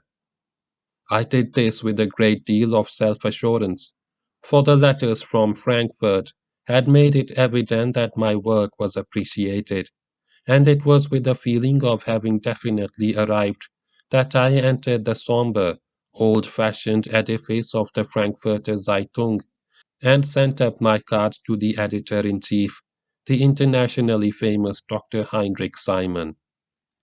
When I came in, he looked at me for a moment in speechless astonishment, almost forgetting to get up from his chair. But soon he regained his composure, rose and shook hands with me. Sit down, sit down. I have been expecting you. But he continued to stare at me in silence until I began to feel uncomfortable. Is there anything wrong, Dr. Simon? No, no, nothing is wrong. Or rather, everything is wrong. And then he laughed and went on. I somehow had expected to meet a man of middle age with gold-rimmed spectacles, and now I find a boy. Oh, I beg your pardon. How old are you anyway? I suddenly recalled the jovial Dutch merchant in Cairo who had asked me the same question the year before, and I burst out laughing. I am over 23, sir, nearly 24. And then I added, do you find it too young for the Frankfurter Zeitung? No, replied Simon slowly, not for the Frankfurter Zeitung, but for your articles. I somehow took it for granted that only a much older man would be able to overcome his natural desire for self-assertion and leave his own personality, as you have been doing, entirely in the background of his writings. That, as you know, is the secret of mature journalism. To write objectively about what you see and hear and think without relating those experiences directly to your own personal experiences. On the other hand, now that I think of it, only a very young man could have written with so much enthusiasm, so much, how shall I say, so much thrill. Then he sighed. I do hope that it doesn't wear off, and you don't become as smug and jaded as the rest of them. The discovery of my extreme youth seemed to have strengthened Dr. Simon's conviction that he had found in me a highly promising correspondent, and he fully agreed that I should return to the Middle East as soon as possible, the sooner the better. Financially, there was no longer any obstacle to such a plan, for the German inflation had at last been overcome, and the stabilization of currency had brought almost immediately a wave of prosperity in its wake. The Frankfurter Zeitung was once again in a position to finance the journeys of its special correspondents. Before I could go out again, however, I was expected to produce the book for which the newspaper had originally contracted me, and it was decided that during this time I should be attached to the editorial office in order to acquire a thorough knowledge of the workings of a great newspaper. Despite my impatience to go abroad again, those months in Frankfurt were tremendously stimulating. The Frankfurter Zeitung was not just a large newspaper, it was almost a research institute. It employed about 45 full-fledged editors, not counting the many sub-editors and assistants in the newsrooms. The editorial work was highly specialized, with every area of the world and every major political or economic subject entrusted to an outstanding expert in his field, and thus in pursuance of an old tradition that the articles and dispatches of the Frankfurter Zeitung should be not merely ephemeral reflections of passing events, but rather a kind of documentary evidence which politicians and historians might draw upon. It was common knowledge that in the Foreign Office in Berlin, the editorials and political analysis of the Frankfurter Zeitung were filled with the same reverence that was accorded the notes verbalis of foreign governments. In fact, Bismarck is quoted to have once said of the then chief of the newspaper's Berlin bureau, Dr. Stein is the ambassador of the Frankfurter Zeitung to the court of Berlin.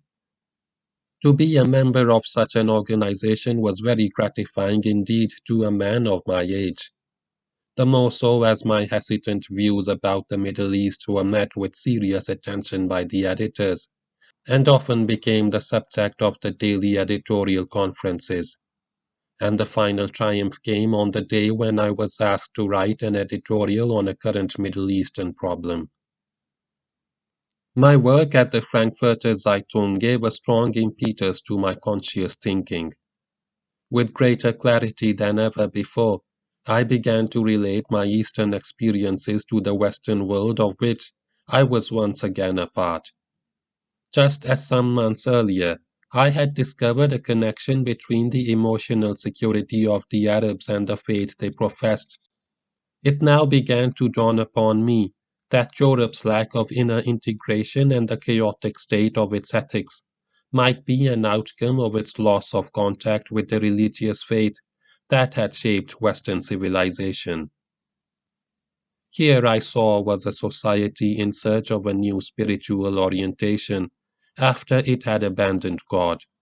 But apparently very few Westerners realized what it was all about. The majority seemed to think, consciously or subconsciously, more or less along these lines. Since our reason, our scientific experiments, and our calculation do not reveal anything definite about the origin of human life and its destinies after bodily death, we ought to concentrate all our energies on the development of our material and intellectual potential, and not allow ourselves to be hampered by transcendental ethics and moral postulates based on assumptions which defy scientific proof.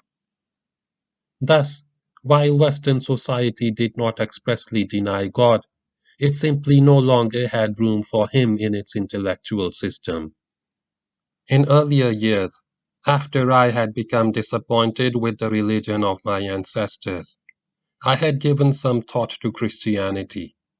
In my eyes, the Christian concept of God was infinitely superior to that of the Old Testament, in that it did not restrict God's concern to any group of people, but postulated his fatherhood of all mankind.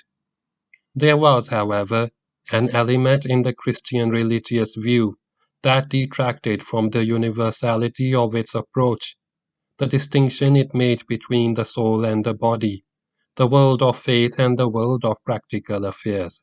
Owing to its early divorce from all tendencies aiming at an affirmation of life and of worldly endeavors, Christianity, I felt, had long ceased to provide a moral impetus to Western civilization. Its adherents had grown accustomed to the idea that it was not the business of religion to interfere with practical life. They were content to regard religious faith as a soothing convention, meant to foster no more than a vague sense of personal morality, especially sexual morality in individual men and women. In this they were assisted by the age-old attitude of a church, which in pursuance of the principle of a division between that which is God's and that which is Caesar's, had left the entire field of social and economic activities almost untouched, with the result that Christian politics and business had developed in a direction entirely different from all that Christ had envisaged. In not providing its followers with a concrete guidance in worldly affairs, the religion which the Western world professed had failed in what to me appeared to have been the true mission of Christ, and indeed the cardinal task of every religion, to show man not merely how to feel, but also how to live rightly. With an instinctive feeling of having been somehow let down by his religion, Western man had over the centuries lost all his real faith in Christianity. With the loss of this faith, he had lost the conviction that the universe was an expression of one planning mind, and thus formed one organic whole, and because he had lost that conviction, he was now living in a spiritual and moral vacuum. In the West's gradual falling away from Christianity, I saw a revolt against the Pauline life contempt that had so early and so completely obscured the teachings of Christ. How then could Western society still claim to be a Christian society? And how could it hope, without a concrete faith, to overcome its present moral chaos? A world in upheaval and convulsion, that was our Western world. Bloodshed, destruction, violence on an unprecedented scale, the breakdown of so many social conventions, a clash of ideologies, an embittered, all round fight for new ways of life. These were the signs of our time. Out of the smoke and the shambles of a world war, innumerable smaller wars and a host of revolutions and counter revolutions, out of economic disasters that transcended anything until then recorded. Out of all these tremendous happenings emerged the truth that the present day Western concentration on material, technical progress could never by itself resolve the existing chaos into something resembling order. My instinctive, youthful conviction that man does not live by bread alone crystallized into the intellectual conviction that the current adoration of progress was no more than a weak, shadowy substitute for an earlier faith in absolute values, a pseudo faith devised by people who had lost all inner strength to believe in absolute values and were now deluding themselves with the belief that somehow, by mere evolutionary impulse, man would outgrow his present difficulties. I did not see how any of the new economic systems that stemmed from this illusory faith could possibly constitute more than a palliative for Western society's misery. They could at best cure some of its symptoms, but never the cause. While I worked on the editorial staff of the Frankfurter Zeitung, I paid frequent visits to Berlin, where most of my friends resided. And it was on one of these trips that I met the woman who was later to become my wife. From the moment I was introduced to Elsa amidst the bustle of the Romanisches Café, I was strongly attracted not only by the delicate beauty of her appearance, her narrow, fine-boned face with its serious, deep blue eyes and the sensitive mouth that bespoke humor and kindness, but even more by the inward, sensually intuitive quality of her approach to people and things. She was a painter.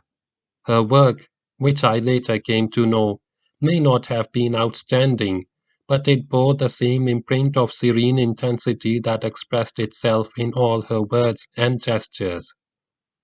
Although she was some 15 years older than I, that is, in her late 30s, her smooth face and slender, flexible body gave her a much younger appearance.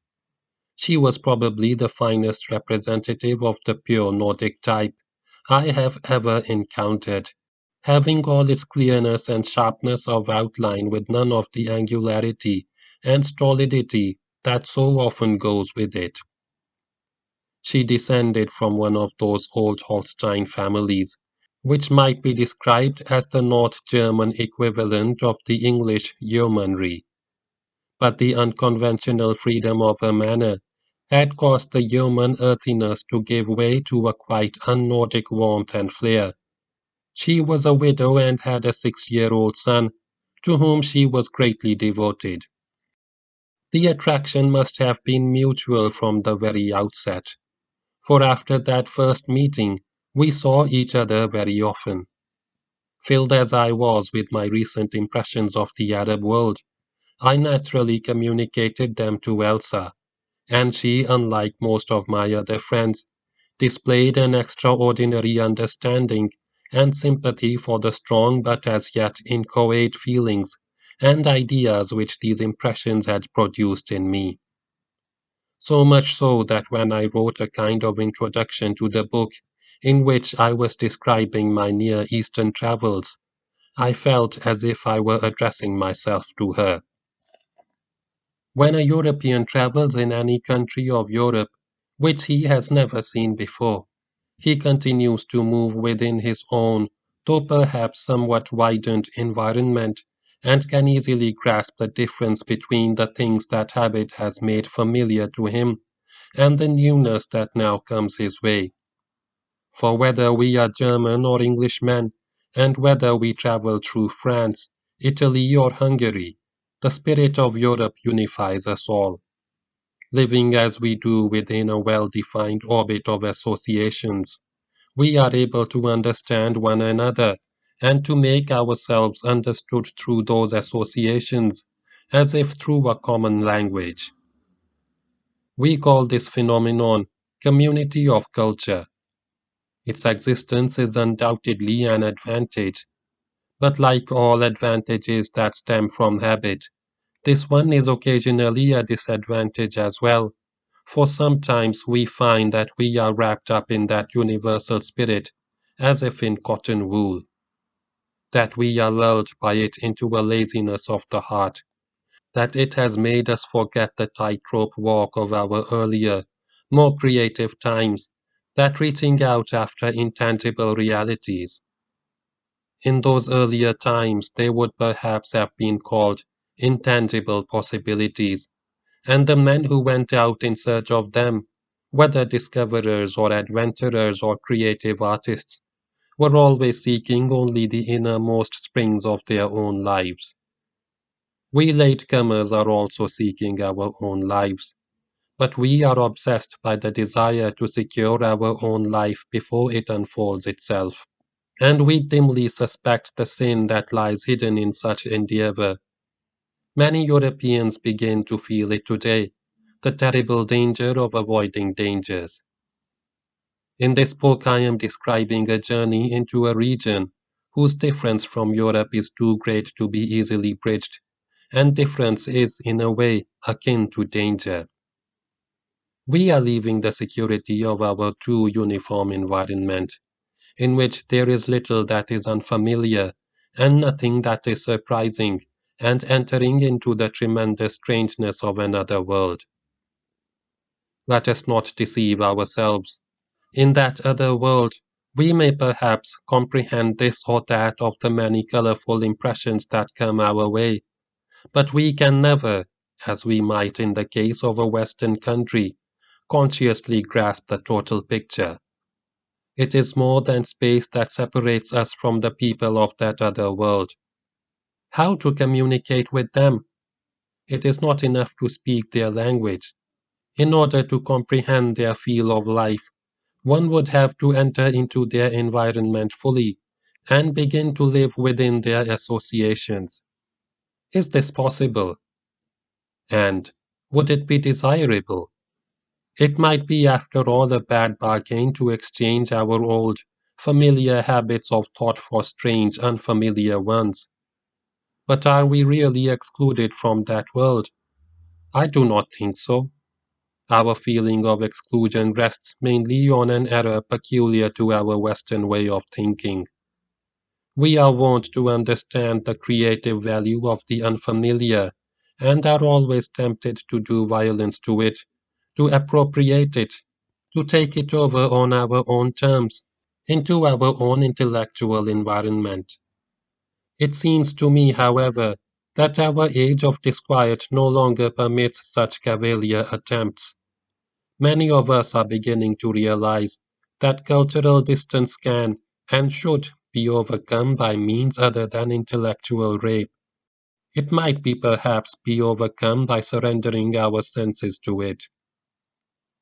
Because this unfamiliar world is so entirely different from all that you have known at home.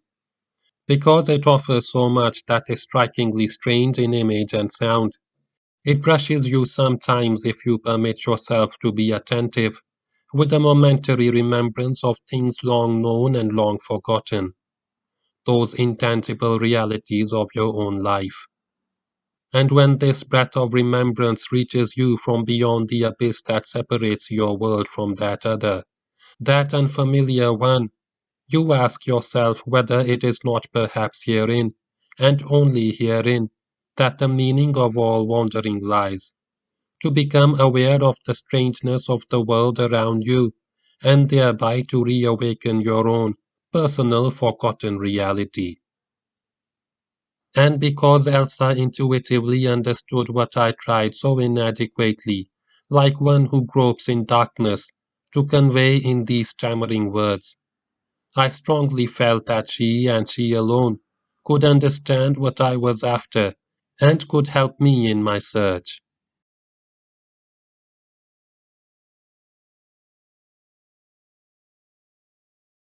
Section 2. Another day of wandering is over. There is silence within me, and the night is silent around me. The wind glides softly over the dunes and ripples the sand on their slopes. In the narrow circle of the firelight, I can see Zad's figure busy over his pots and pans, our saddlebags lying nearby where we tossed them when we made camp for the night, and our saddles with their high wooden pommels.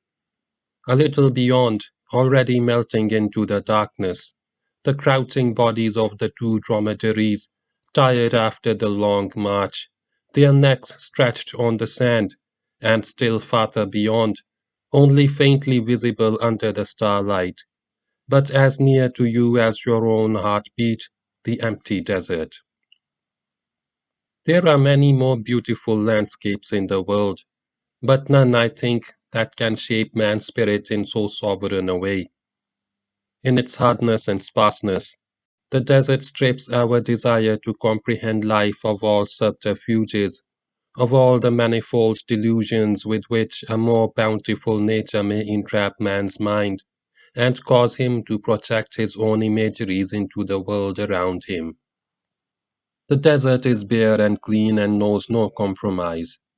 It sweeps out the heart of man all the lovely fantasies that could be used as a masquerade for wishful thinking, and thus makes him free to surrender himself to an absolute that has no image. The farthest of all that is far, and yet the nearest of all that is near. Ever since man began to think, the desert has been the cradle of all his beliefs in one God.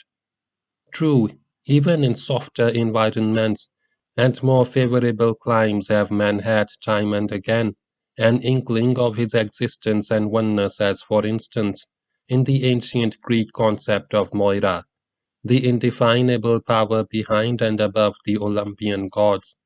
But such concepts were never more than the outcome of a vague feeling, a divining rather than certain knowledge, until the knowledge broke forth with dazzling certainty to men of the desert, and from out of the desert. It was from a burning thorn bush in the desert of Midian that the voice of God rang out to Moses. It was in the wilderness of the Judean desert that Jesus received the message of the kingdom of God, and it was in the cave of Hira, in the desert hills near Mecca, that the first call to Muhammad sallallahu alaihi wasallam of Arabia. It came to him in that narrow, dry gorge between rocky hills, that naked valley burnt by the desert sun, an all-embracing yes to life, both of the spirit and of the flesh, the call that was destined to give form and purpose to a formless nation of tribes, and through it to spread within a few decades, like a flame and a promise, westward as far as the Atlantic Ocean, and eastward to the Great Wall of China, destined to remain a great spiritual power to this day, more than 13 centuries later, outliving all political decay, outlasting even the great civilization which it brought into being, the call that came to the Prophet of Arabia. Sallallahu alayhi wasallam. I sleep and I awake. I think of the days that have passed and yet are not dead, and sleep again and dream, and awake again and sit up, dream and remembrance flowing gently together in the half light of my awakening. The night is near to morning. The fire has died down entirely. Rolled in his blanket sleeps Zad. Our dromedaries lie motionless, like two mounds of earth. The stars are still visible, and you might think there is still time to sleep, but low on the eastern sky there appears, palely born out of the darkness, a faint streak of light above another darker streak that lies over the horizon. Twin heralds of dawn, time of the morning prayer. Obliquely over me I see the morning star, which the Arabs call Az-Zuhra, the shining one. If you ask them about it, they will tell you that the shining one was once a woman. There was once two angels, Harut and Marut, who forgot to be humble as it behoves angels to be, and boasted of their invincible purity. We are made of light. We are above all sin and desire, unlike the weak sons of man, sons of a mother's dark womb. But they forgot that their purity had not come from their own strength, for they were pure only because they knew no desire and had never been called upon to resist. Their arrogance displeased the Lord, and he said to them, "Go down to earth and stand your test there." The proud angels went down to earth and wandered, clothed in human bodies, among the sons of man. And on the very first night they came upon a woman whose beauty was so great that people called her the Shining One.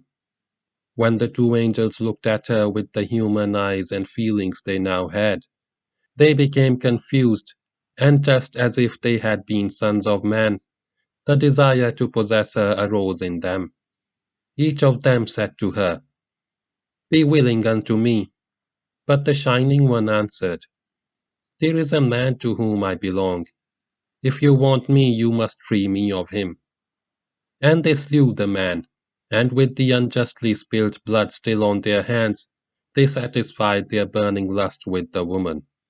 But as soon as the desire left them, the two erstwhile angels became aware that on their first night on earth they had sinned twofold, in murder and fornication, and that there had been no sense in their pride. And the Lord said, "Choose between punishment in this world and punishment in the hereafter." In their bitter remorse, the fallen angels chose punishment in this world, and the Lord ordained that they be suspended on chains between heaven and earth, and remain thus suspended until the day of judgment, as a warning to angels and men that all virtue destroys itself if it loses humility. But as no human eyes can see angels, God changed the Shining One into a star in the heavens, so that people might always see her, and remembering her story, remember the fate of Harut and Marut. The outline of this legend is much older than Islam. It seems to have originated in one of the many myths which the ancient Semites wove around their goddess Ishtar, the Grecian Aphrodite of later days, both of whom were identified with the planet we now call Venus. But in the form in which I heard it, the story of Harut and Marut is a typical creation of the Muslim mind, an illustration of the idea that abstract purity or freedom from sin can have no moral meaning so long as it is based on a mere absence of urges and desires. For is not the recurrent necessity of choosing between right and wrong the premise of all morality? Poor Harut and Marut did not know this, because as angels they had never been exposed to temptation. They had considered themselves pure and morally far above man, not realizing that the denial of the legitimacy of bodily urges would indirectly imply a denial of all moral value in human endeavors. For it is only the presence of urges, temptations, and conflicts, the possibility of choice, which makes man and him alone into a moral being, a being endowed with a soul. It is on the basis of this conception that Islam, alone among all higher religions, regards the soul of man as one aspect of his own personality, and not as an independent phenomenon in its own right. Consequently, to the Muslim, man's spiritual growth is inextricably bound up with all the other aspects of his nature. Physical urges are an integral part of this nature, not the result of an original sin, a concept foreign to the ethics of Islam, but positive, God-given forces to be accepted and sensibly used as such. Hence the problem for man is not how to suppress the demands of his body, but rather how to coordinate them with the demands of his spirit in such a way that life might become full and righteous. The root of this almost monastic life assertion is to be found in the Islamic view that man's original nature is essentially good, contrary to the Christian idea that man is born sinful, or the teaching of Hinduism that he is originally low and impure and must painfully stagger through a long chain of incarnations toward the ultimate goal of perfection. The Quran says, "Verily, we create man in a perfect state, a state of purity that may be destroyed only by subsequent wrong behavior. And thereupon we reduce him to the lowest of low, with the exception of those who have faith in God and do good works."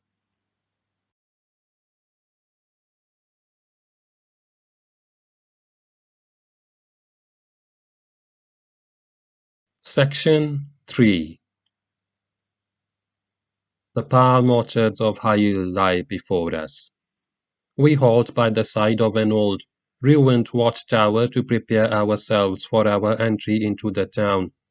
For old Arabian custom, always concerned with personal aesthetics, demands of the traveler that he enter a town in his best attire, fresh and clean as if he had just mounted his dromedary. And so we utilized our remaining water for washing our hands and faces, clip our neglected beards, and pull our whitest tunics from the saddlebags.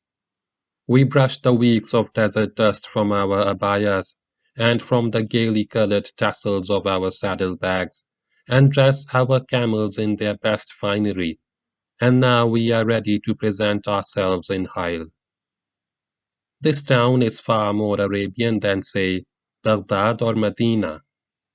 It does not contain any elements from non-Arab countries and peoples. It is pure and unadulterated like a bowl of freshly drawn milk.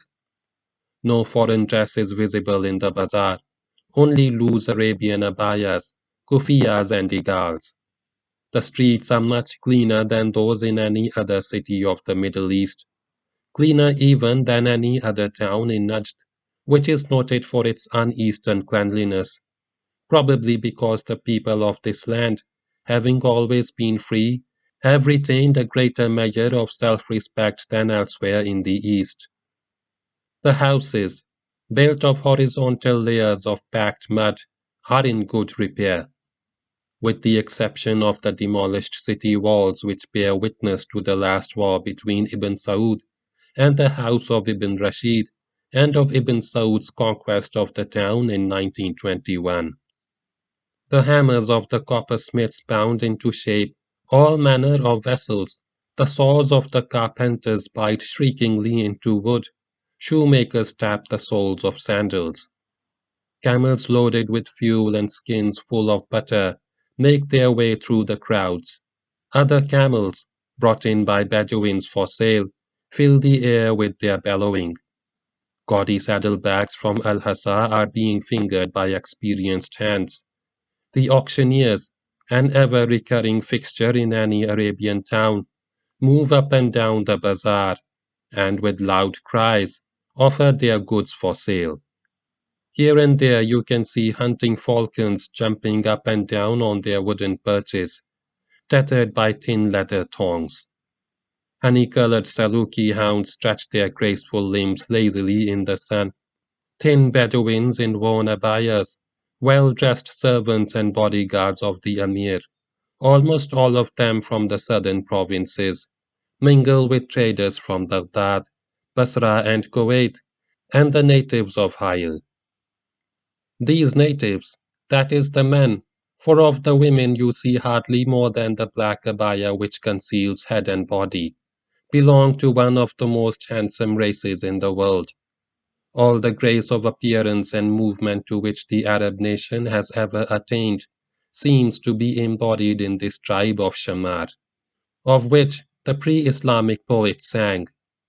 In the highlands live the men of steel and the proud chaste women. When we arrive before the Amir's castle, where we intend to spend the next 2 days, we find our host holding court in the open outside the castle gates. Amir ibn Musa'ad belongs to the Jiluwi branch of the house of Ibn Saud and is a brother-in-law of the king, one of the most powerful of the king's governors. He is called Amir of the North because he holds sway not only over the Jabal Shammar province, but over the whole of northern Najd up to the confines of Syria and Iraq, an area almost as large as France.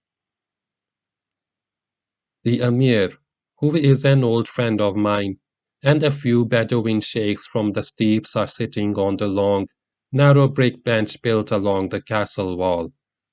In a long row at their feet crouch Ibn Musa'ad's Rajajil, the men at arms with rifles and silver-sheathed scimitars, who never leave him throughout the day, not so much for protection as for prestige. Next to them the falconers with their birds perched on gloved fists, lower servants, Bedouins, a throng of retainers great and small down to the stable boys, all feeling equal to one another as men in spite of the differences in their stations. And how could it be otherwise in this land, where you never address anyone as my lord, except God in prayer? Facing them in a large semicircle squat the many Bedouins and townspeople, who are bringing their complaints and quarrels before the Amir for settlement. We make our camels lie down outside the circle, hand them over to the care of a couple of retainers, who have rushed over to us and proceed toward the Amir. He rises, and all who have been sitting by his side on the bench and on the ground before him rise with him. He stretches his hand towards us. Ahlan wa sahlan, and may God grant you life. I kiss the Amir on the tip of his nose and his forehead, and he kisses me on both cheeks and pulls me to the bench by his side. Zad finds a place among the Rajajil. Ibn Musa'ad introduces me to his other guests. Some of the faces are new to me and some are familiar from previous years.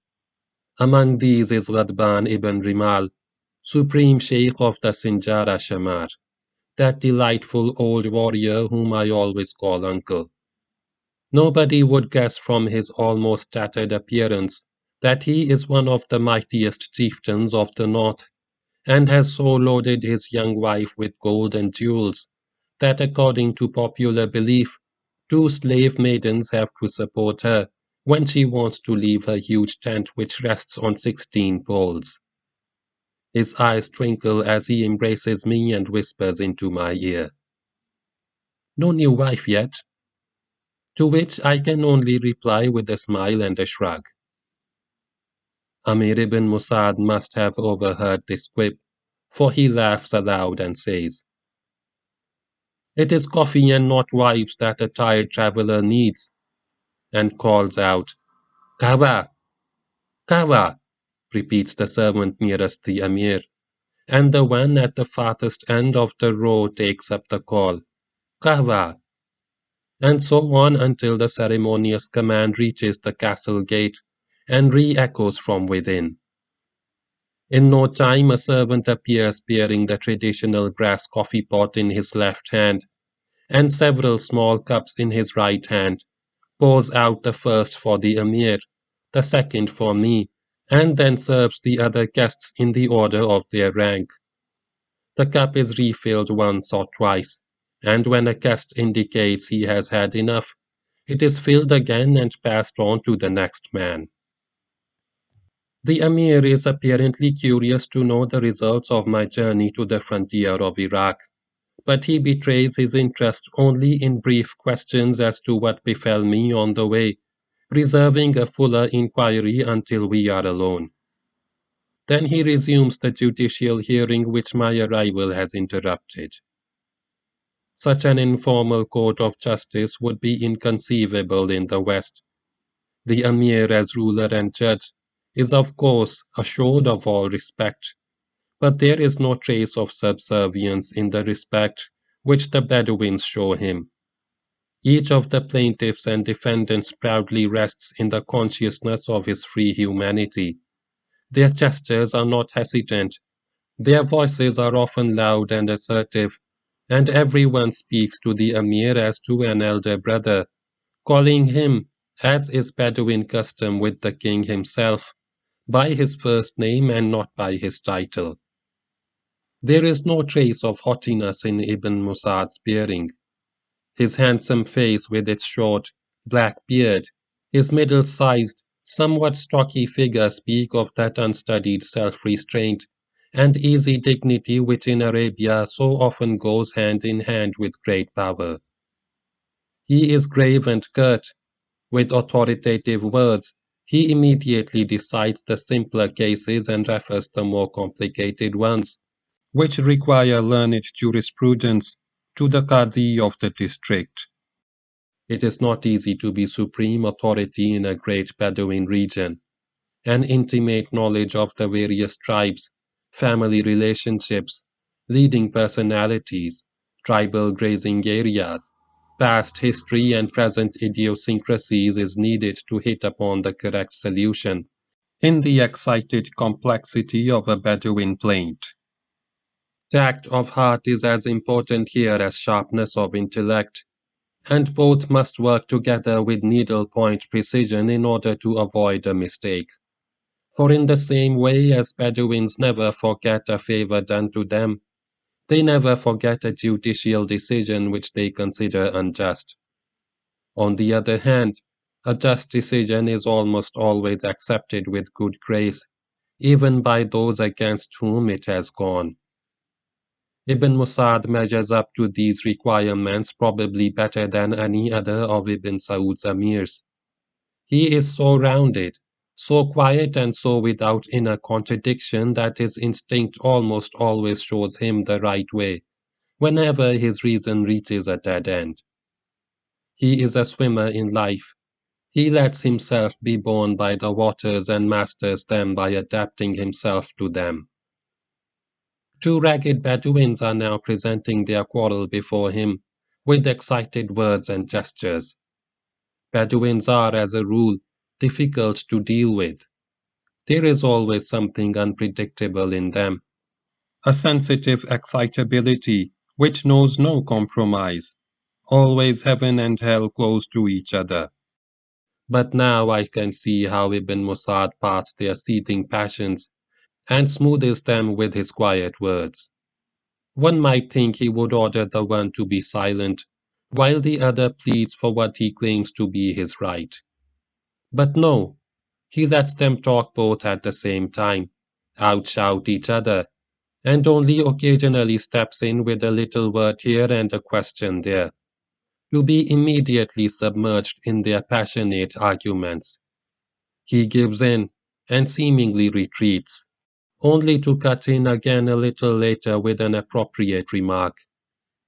It is an entrancing spectacle, this adaptation of the judge's own mind to a reality so conflictingly interpreted by two angry men.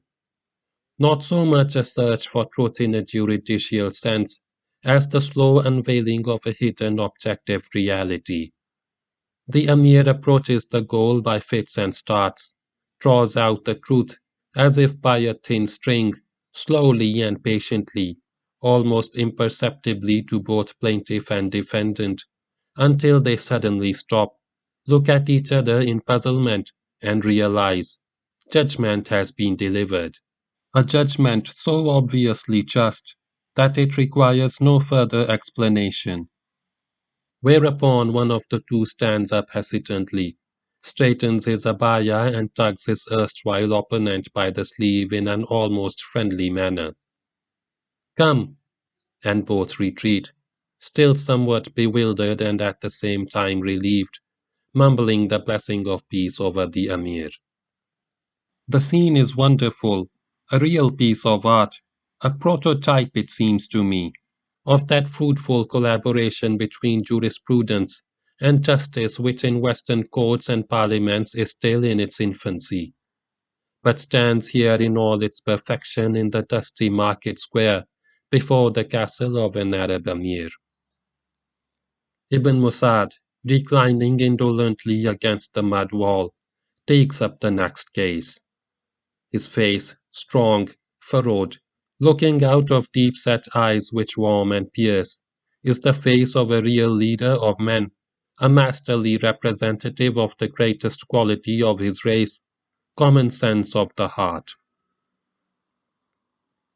Some of the others present obviously feel a similar admiration.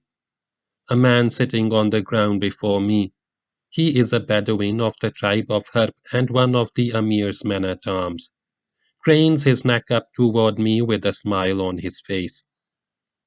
Is he not like that Sultan of whom Mutanabbi says, I met him when his gleaming sword was sheathed, I saw him when it streamed with blood, and always found him best of all mankind, but best of all in him was still his noble mind.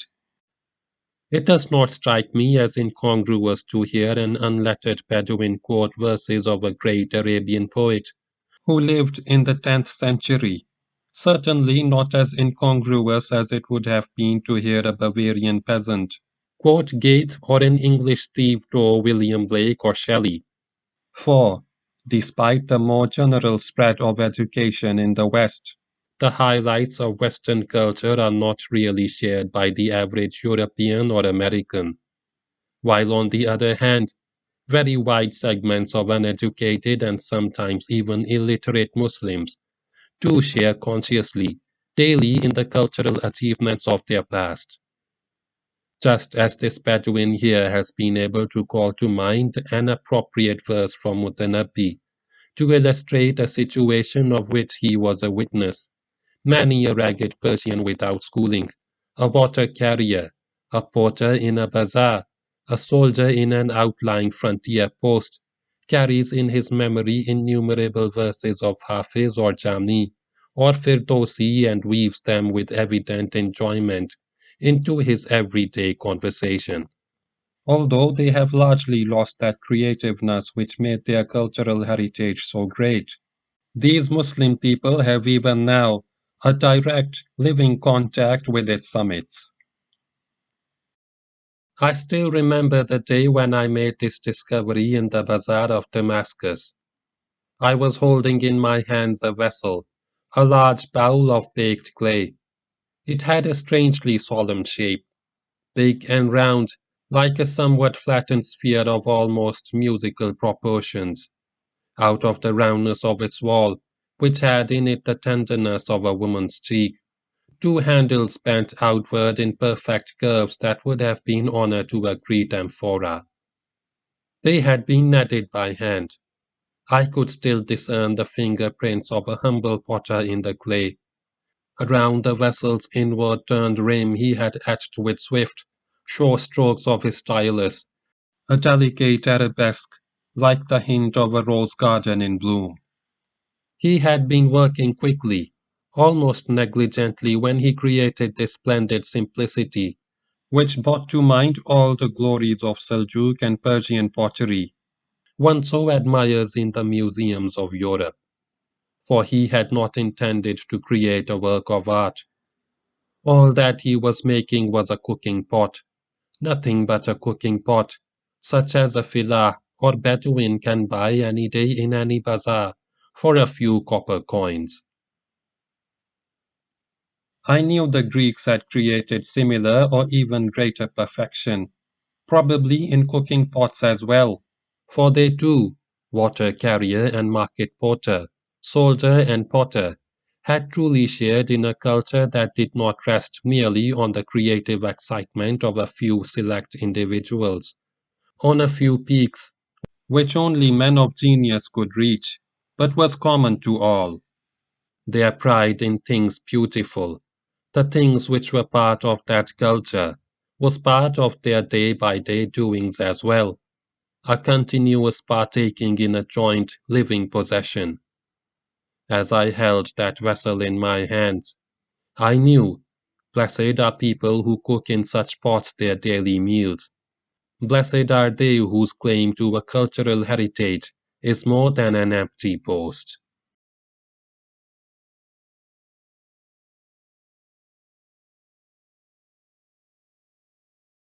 Section 4.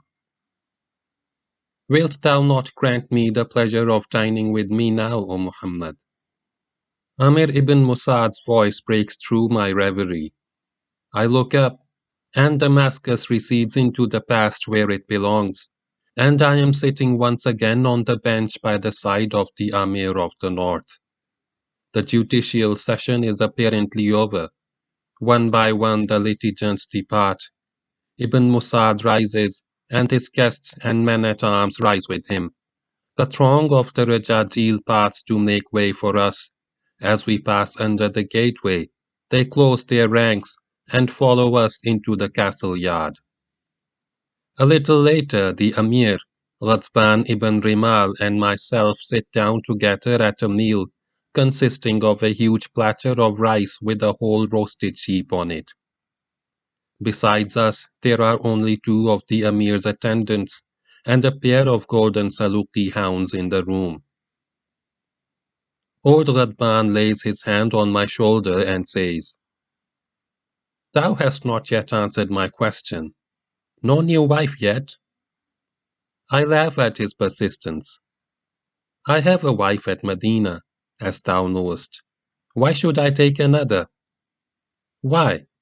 May God protect me. One wife? And thou still a young man. Why, when I was thy age?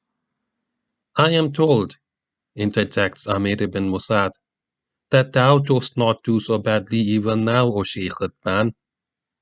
I am an old wreck, O Amir. May God lengthen thy life, but sometimes I need a young body to warm my old bones. But tell me, turning again to me, what about that Moteri girl thou didst marry 2 years ago? What didst thou do with her? Why, nothing, and that's just the point, I reply. Nothing? Repeats the old man, his eyes wide open. Was she so ugly? No, on the contrary, she was very beautiful. What is it all about? Asks Ibn Musad. What Mutayri girl are you talking about? Enlighten me, O Muhammad.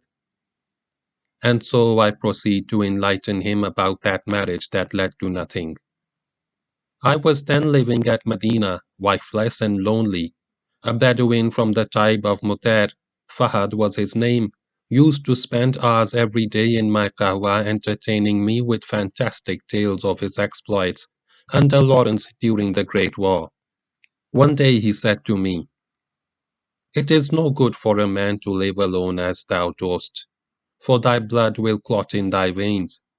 Thou shouldst marry."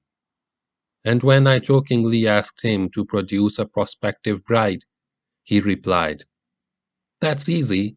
The daughter of my brother-in-law, Mutrik, is now of marriageable age, and I, as her mother's brother, can tell thee that she is exceedingly beautiful." Still in a joking mood, I asked him to find out whether the father would be willing. And lo, next day Mutrik himself came to me, visibly embarrassed. After a few cups of coffee and some hemming and hawing, he finally told me that Fahad had spoken to him of my alleged desire to marry his daughter. "I would be honored to have thee for my son-in-law, but Ruqayya is still a child. She is only 11 years old." Fahad was furious when he heard of Mutrik's visit. "The rascal, the lying rascal. The girl is 15 years old. He does not like the idea of marrying her to a non-Arab. But on the other hand, he knows how close thou art to Ibn Saud, and does not want to offend thee by an outright refusal, and so he pretends that she still is a child. But I can tell thee, her breasts are like this," and he described with his hands a bosom of alluring proportions, "just like pomegranates ready to be plucked." Old Ghazban's eyes shimmer at this description. 15 years old, beautiful and a virgin, and then he says nothing. What more couldst thou want than that? Well, wait until I tell the rest of the story. I must admit that I was becoming more and more interested, and perhaps also a little bit spurred by Mutrik's resistance. I presented Fahad with 10 golden sovereigns, and he did his best to persuade the girl's parents to give her to me in marriage. A similar gift went to her mother, Fahad's sister. What exactly happened in their house I do not know. All I know is that the two ultimately prevailed upon Mutrik to consent to the marriage. "This Fahad," says Ibn Musad, "seems to have been a sly fellow. He and his sister were obviously expecting still greater bounty from thee. And what happened then?"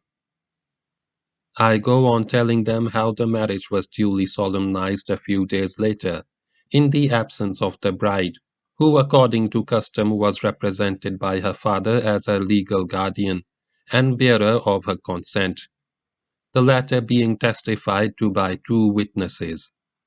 A sumptuous wedding feast followed, with the usual gifts to the bride, whom I had never yet seen, her parents, and several other close relatives, among whom naturally Fahad figured most prominently. The same evening my bride was brought to my house by her mother and some other veiled females, while from the roofs of the neighboring houses, women sang wedding songs to the accompaniment of hand drums. At the appointed hour, I entered the room in which my bride and her mother were awaiting me. I was unable to distinguish the one from the other, for both were heavily covered in black. But when I uttered the words demanded by custom, "Thou mayest now retire," one of the 2 veiled ladies rose and silently left the room, and thus I knew that the one who had remained was my wife. "And then, my son, what happened then?" prompts Ibn Rimal as I pause at this stage of my narrative, and the Amir looks at me quizzically. "Then, there she sat, the poor girl, obviously most terrified at having thus been delivered to an unknown man, and when I asked her, as gently as I knew how, to unveil her face, she only drew her abaya tighter about herself." "They always do that," exclaims Ibn Rimal. "They are always terrified at the beginning of the bridal night, and moreover it is becoming for a young girl to be modest, but afterward they are usually glad. Wasn't thine? Well, not quite. I had to remove her face veil myself, and when I had done so I beheld a girl of great beauty with an oval, wheat-colored face, very large eyes and long tresses which hung down to the cushions on which she was sitting. But it was indeed the face of a child. She could not have been more than 11 years old, just as her father had claimed. Fahad's and his sister's greed had made them represent her to me as being of marriageable age, while poor Mutrik had been innocent of any lie. So what? Asks Ibn Rimal, obviously not understanding what I am driving at. What is wrong with 11 years? A girl grows up, doesn't she? And she grows up more quickly in her husband's bed. But Amir ibn Musa'ad says, no, Sheikh Ghazban, he is not a Najdi like thee. He has more brains in his head. And grinning at me, he continues, don't listen to Ghazban, O Muhammad. He is a Najdi, and most of us Najdis have our brains not here, indicating his head, but here, and he points to quite another portion of his own anatomy. We all laugh, and Ghazban mutters into his beard, then I certainly have more brains than thou hast, O Amir.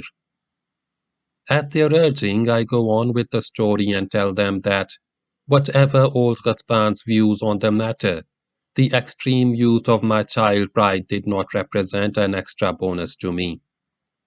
I could feel no more than pity for the girl who had been made a victim of her uncle's mean stratagem. I treated her as one would treat a child, assuring her that she had nothing to fear from me, but she did not speak a word and her trembling betrayed her panic. Rummaging through a shelf, I found a piece of chocolate, which I offered her, but she, never having seen chocolate in her life, refused it with a violent shake of her head. I tried to put her at ease by telling her an amusing story from the Arabian Nights, but she did not even seem to grasp it, let alone find it funny. Finally, she uttered her first words. My head is aching. I caught hold of some aspirin tablets and thrust them into her hand with a glass of water. But, but this caused only a still more violent outbreak of terror. Only later did I learn that some of her women friends had told her that those strange people from foreign lands sometimes struck their wives on their bridal night in order to rape them the more easily. After a couple of hours or so, I succeeded in convincing her that I had no aggressive designs. In the end, she fell asleep like the child she was, while I made a bed for myself on the carpet in a corner of the room.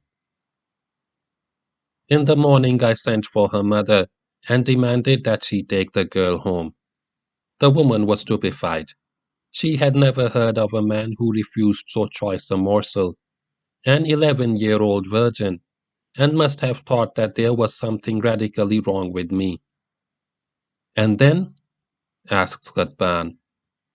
Nothing. I divorced the girl, having left her in the same state as she had come to me. It was not a bad deal for the family, who kept both the girl and the dower which I had paid, together with the many presents. As for myself, a rumor went around that there was no manhood in me, and several well-wishers tried to persuade me that someone, perhaps a former wife, had cast a spell over me, from which I could only free myself by counterspell. When I think of thy subsequent marriage in Medina, O Muhammad, and thy son, says the Amir with a laugh, I am sure thou hast wrought a strong counterspell.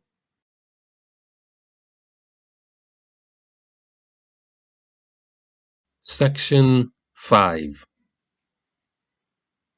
Later at night, as I am about to go to bed in the room put at my disposal, I find Zad more silent than usual.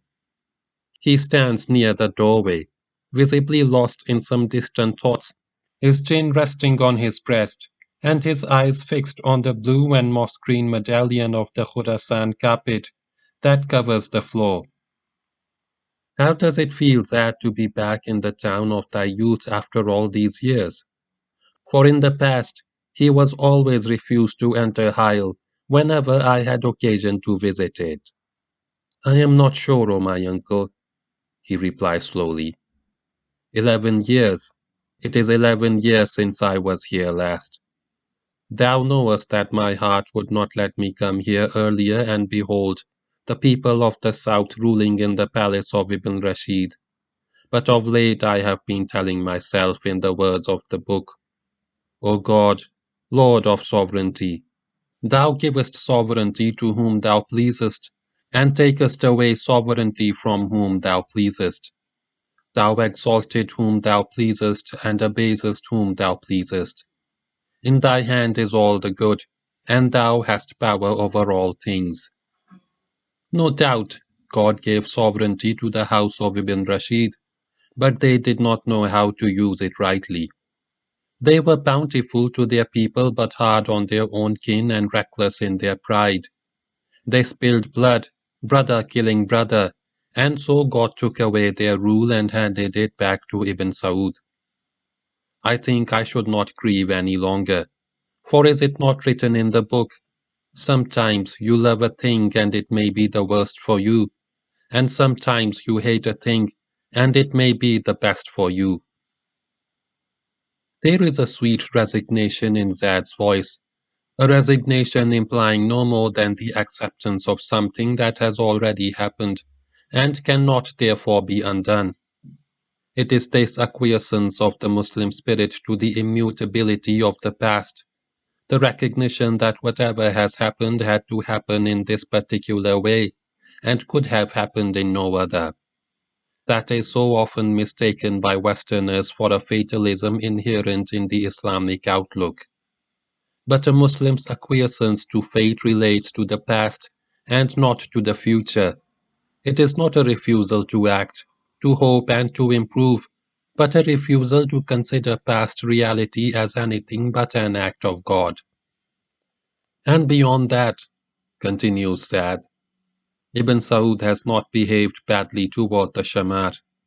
They know it, for did they not support him with their swords 3 years ago, when that dog at Dawish rose against him? They did indeed, with the magnanimity of the vanquished so characteristic of true Arabs at their best. In that fateful year, 1929, when Ibn Saud's kingdom shook to its very foundations under the blows of the great Bedouin revolt, led by Faisal ad-Dawish, all the Shamar tribes living in Najd put aside their one-time animosity toward the king, rallied around him and contributed largely to his subsequent victory over the rebels. This reconciliation was truly remarkable, for it had been only a few years earlier that Ibn Saud had conquered Ha'il by force of arms, and thus re-established the hegemony of the south over the north, and the more remarkable in view of the age-old mutual dislike, which goes deeper than any dynastic struggle for power, between the tribe of Shamar and the people of southern Najd, of whom Ibn Saud is one. To a large extent, this antipathy, which even the recent reconciliation has not entirely eradicated, is an expression of the traditional rivalry between North and South that goes through the entire history of the Arabs and has its counterpart in many other nations as well. For it often happens that a small difference in the inner rhythm of life produces more hostility between closely related tribes than racial strangeness could cause between entirely different neighboring nations.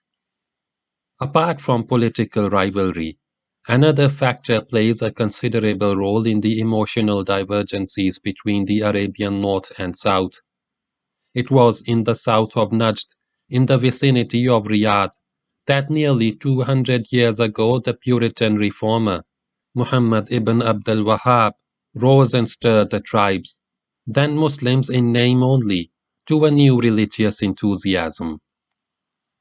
It was in the then insignificant house of Ibn Saud, chieftains of the small township of Tariya, that the reformer gained the iron arm which gave the force of action to his inspiring word, and within a few decades gathered a large part of the peninsula within that glowing, uncompromising movement of faith known as Wahhabism. In all the Wahhabi wars and conquests of the last 150 years, it was always the people of the South who carried aloft the banners of Puritanism, while the North only half-heartedly went along with them. For although the Shia share the Wahhabi tenets in theory, their hearts have remained remote from the fiery, unyielding religious persuasion of the South. Living close to the borderlands, Syria and Iraq, and always connected with them by trade, the Shia have in the course of ages acquired a suave laxity of outlook and a readiness for compromise quite unknown to the more isolated Southerners. The men of the South know only extremes, and for the last century and a half they have known nothing but dreams of jihad. Proud, haughty men who regard themselves as the only true representatives of Islam, and all other Muslim peoples as heretics. With all this, the Wahhabis are certainly not a separate sect. A sect would presuppose the existence of certain separate doctrines, which would distinguish its followers from the great mass of all the other followers of the same faith. In Wahhabism, however, there are no separate doctrines. On the contrary, this movement has made an attempt to do away with all the accretions and superimposed doctrines which in the course of many centuries have grown up around the original teachings of Islam, and to return to the pristine message of the Prophet sallallahu alaihi wasallam. In its uncompromising clarity, this was certainly a great attempt, which in time could have led to a complete freeing of Islam from all the superstitions that have obscured its message. Indeed, all the Renaissance movements in modern Islam, the Ahl Hadith movement in India, the Sanusi movement in North Africa, the work of Jamal ad-Din al-Afghani, and the Egyptian Muhammad Abduh can be directly traced back to the spiritual impetus set in motion in the 18th century by Muhammad ibn Abdul Wahhab. But the Najdi development of his teachings suffer from two defects, which have prevented it from becoming a force of spiritual destiny. One of these defects is the narrowness with which it seeks to confine almost all religious endeavors to a literal observation of injunctions, overlooking the need for penetrating to their spiritual content. The other defect is rooted in the Arab character itself, in that zealotic, self-righteous orientation of feeling which concedes to no one the right to differ, an attitude as peculiar to the true Semite as its diametrical opposite, complete laxity in matters of faith. It is a tragic quality of the Arabs that they must always swing between two poles and never can find a middle way. Once upon a time, hardly 2 centuries ago, the Arabs of Najd were innerly more distant from Islam than any other group in the Muslim world, while ever since the advent of Muhammad ibn Abdul Wahhab, they have regarded themselves not merely as champions of the faith, but almost as its sole owners. The spiritual meaning of Wahhabism, the striving after an inner renewal of Muslim society, was corrupted almost at the same moment when its outer goal, the attainment of social and political power, was realized with the establishment of the Saudi kingdom at the end of the 18th century and its expansion over the larger part of Arabia early in the 19th. As soon as the followers of Muhammad ibn Abdul Wahhab achieved power, his idea became a mummy, for the spirit cannot be a servant of power, and power does not want to be a servant of the spirit. The history of Wahhab Najd is the history of a religious idea, which first rose on the wings of enthusiasm and longing, and then sank down into the lowlands of Pharisaic self-righteousness. For all virtue destroys itself as soon as it ceases to be longing and humility. Harut Marut. End of chapter 5.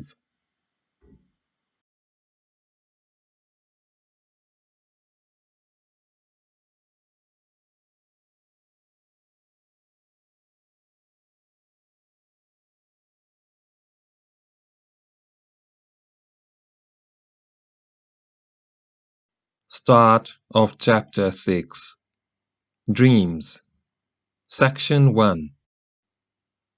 To be friend and guest of a great Arabian Amir means to be regarded and treated as friend and guest by all his officials, by his Rajajil, by the shopkeepers in his capital, and even by the Bedouins of the steppe under his authority. The guest can scarcely mention a wish without its being fulfilled at once, whenever it can be fulfilled.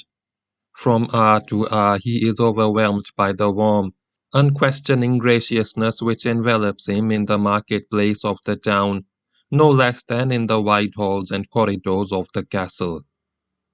And so often before, this happens to me during the 2 days I stop at Hyle. When I wish to drink coffee, the melodious sound of the brass mortar immediately rings out in my private reception room. When in the morning I casually mention to Zad, within the hearing of one of the Amir's servants, a beautiful camel saddle I have just seen in the bazaar, it is brought to me in the afternoon and placed at my feet. Several times a day a gift arrives, a long robe of mango-patterned cashmere wool, or an embroidered kufiya, or a white Baghdad sheepskin for the saddle, or a curved Najdi dagger with a silver handle.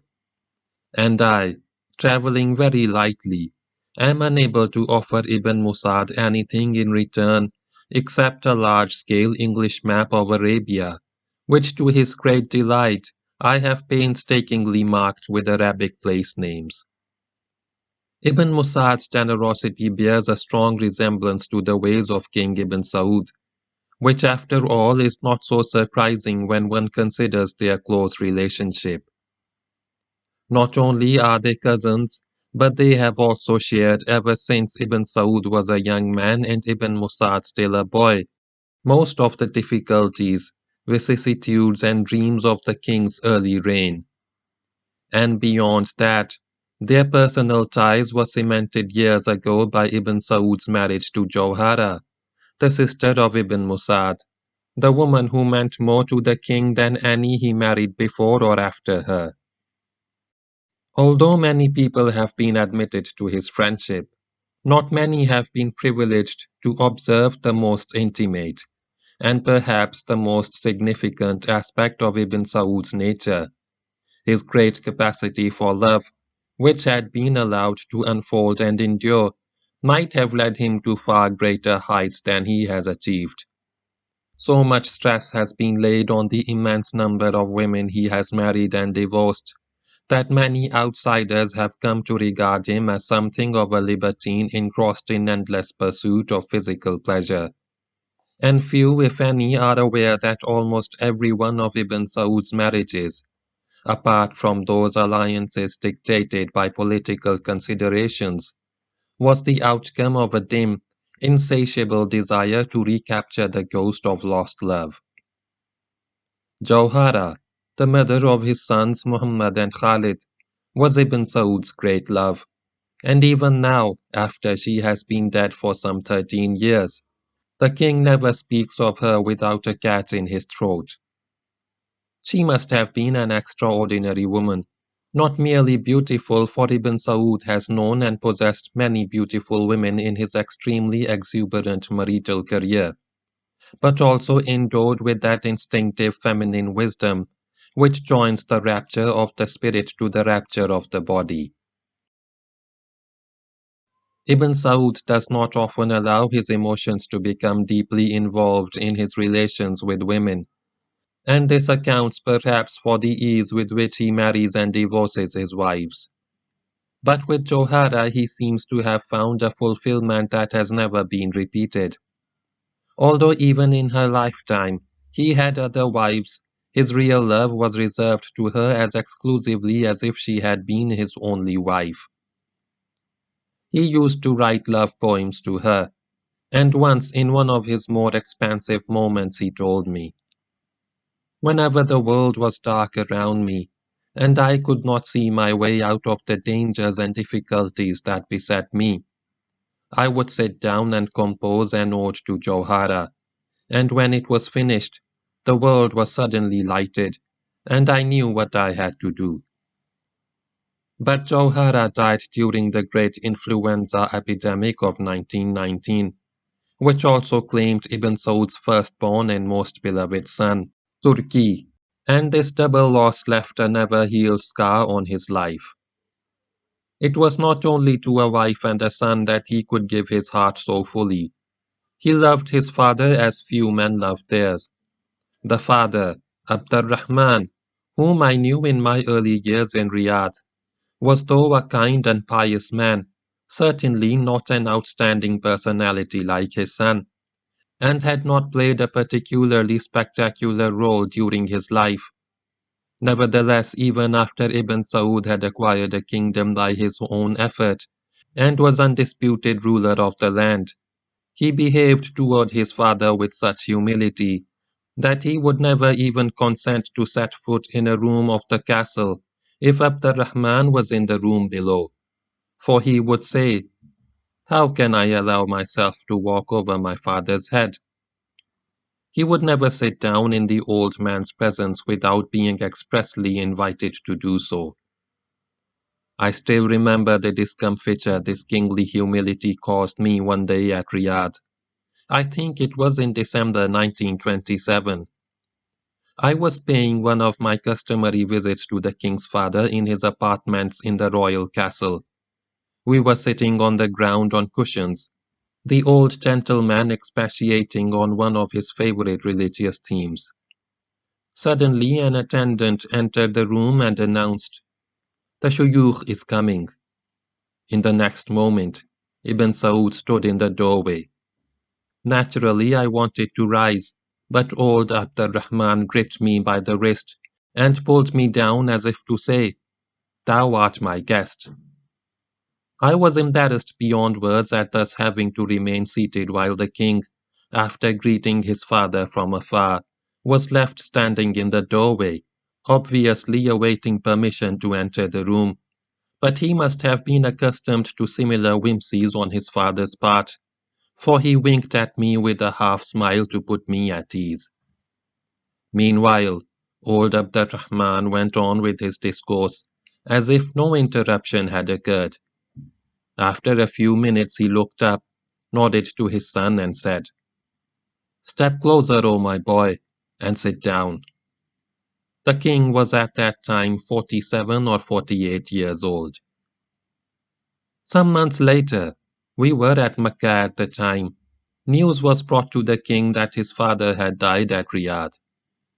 I shall never forget the uncomprehending stare with which he looked for several seconds at the messenger, and the despair which slowly and visibly engulfed the features that were normally so serene and composed. And now he jumped up with a terrible roar. "My father is dead," and with great strides ran out of the room, his abaya trailing on the ground behind him. And how he bounded up the stairway, past the awestruck faces of his men-at-arms, not knowing himself where he was going or why, shouting, "My father is dead! My father is dead!" For 2 days afterward, he refused to see anyone, took neither food nor drink, and spent day and night in prayer. How many sons of middle age, how many kings who had won themselves a kingdom through their own strength, would have thus mourned the passing of a father who had died the peaceful death of old age?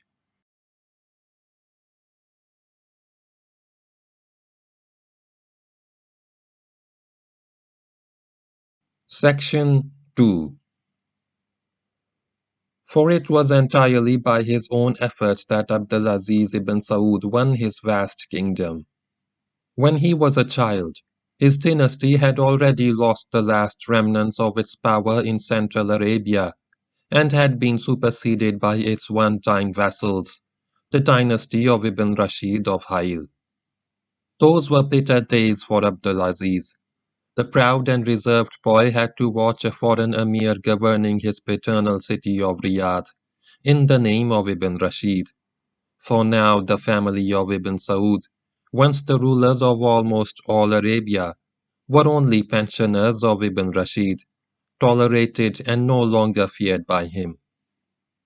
In the end, this became too much even for his peace-loving father Abdurrahman, and he left Riyadh with his entire family, hoping to spend his remaining days in the house of his old friend, the ruler of Kuwait. But he did not know what the future held in store, for he did not know what was in his son's heart. Among all the members of the family, there was only one who had an inkling of what was happening in this passionate heart, a younger sister of his father. I do not know much about her. I only know that whenever he dwells on the days of his youth, the king always mentions her with great reverence. She loved me, I think, even more than her own children. When we were alone, she would take me on her lap and tell me of the great things which I was to do when I grew up. Thou must revive the glory of the house of Ibn Saud. She would tell me again and again, and her words were like a caress. But I want thee to know, O Azayiz. Note, O Azayiz is an affectionate diminutive of Abdulaziz. She would say that even the glory of the house of Ibn Saud must not be the end of thy endeavors. Thou must strive for the glory of Islam. The people sorely need a leader who will guide them onto the path of the Holy Prophet, sallallahu alaihi wasallam, and thou shalt be that leader. These words have always remained alive in my heart. Have they really? Throughout his life, Ibn Saud has loved to speak of Islam as a mission that had been entrusted to him, and even in later days, when it had long since become obvious that kingly power weighed more with him than his erstwhile championship of an ideal, his great eloquence has often succeeded in convincing many people, perhaps even himself, that this ideal was still his goal.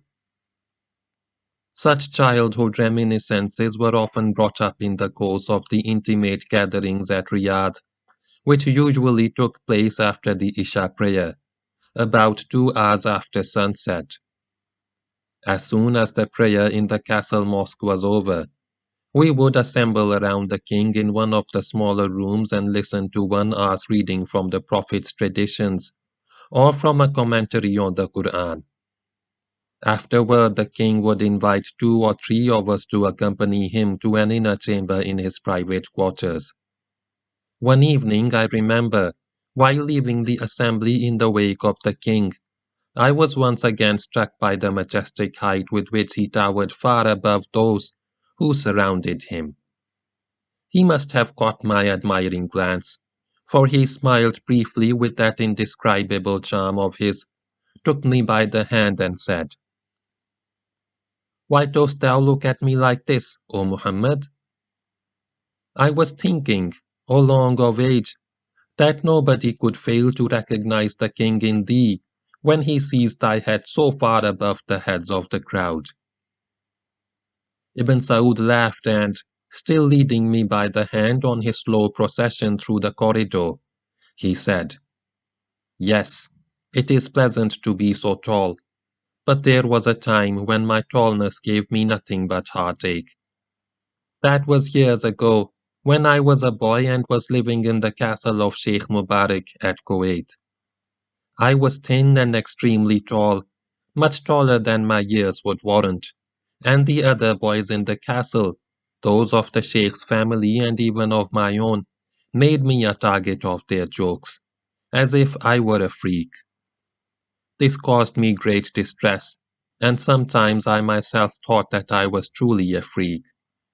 I was so ashamed of my height that I would draw in my head and shoulders to make myself smaller when I walked through the rooms of the palace or over the streets of Kuwait. By then we had reached the king's apartments. His eldest son, Crown Prince Saud, was already waiting there for his father. He was about my own age and, though not as tall as his father, quite imposing in appearance. His features were far more rugged than the king's, and had none of the latter's mobility and vivacity. But he was a kind man, and well thought of by the people. The king sat down on the cushions that were spread along the walls, and motioned us all to follow suit. Then he commanded, "Kahwa." The armed slave at the door immediately called out into the corridor, "Kahwa," whereupon this traditional call was taken up and repeated in rapid succession by other attendants down the entire length of the corridor, one after the other. "Kahwa, kahwa," in a delightful ceremony of repetition, until it reached the king's coffee kitchen a few rooms away, and in a trice a gold-daggered attendant appeared with the brass coffee pot in one hand and tiny cups in the other. The king received the first cup, and the other cups were handed round to the guests in the order in which they were seated. On such informal occasions, Ibn Saud would talk freely of anything that occurred to him, about what was happening in distant parts of the world, about a strange new invention that had been brought to his notice, about people and customs and institutions. But above all, he liked to talk about his own experiences and would encourage others to participate in the conversation. On that particular evening, Amir Saud started the ball rolling when he laughingly turned to me. "Someone expressed a doubt to me today about thee, O Muhammad. He said that he was not at all sure whether thou art not an English spy in the guise of a Muslim. But don't worry, I was able to assure him that thou art indeed a Muslim."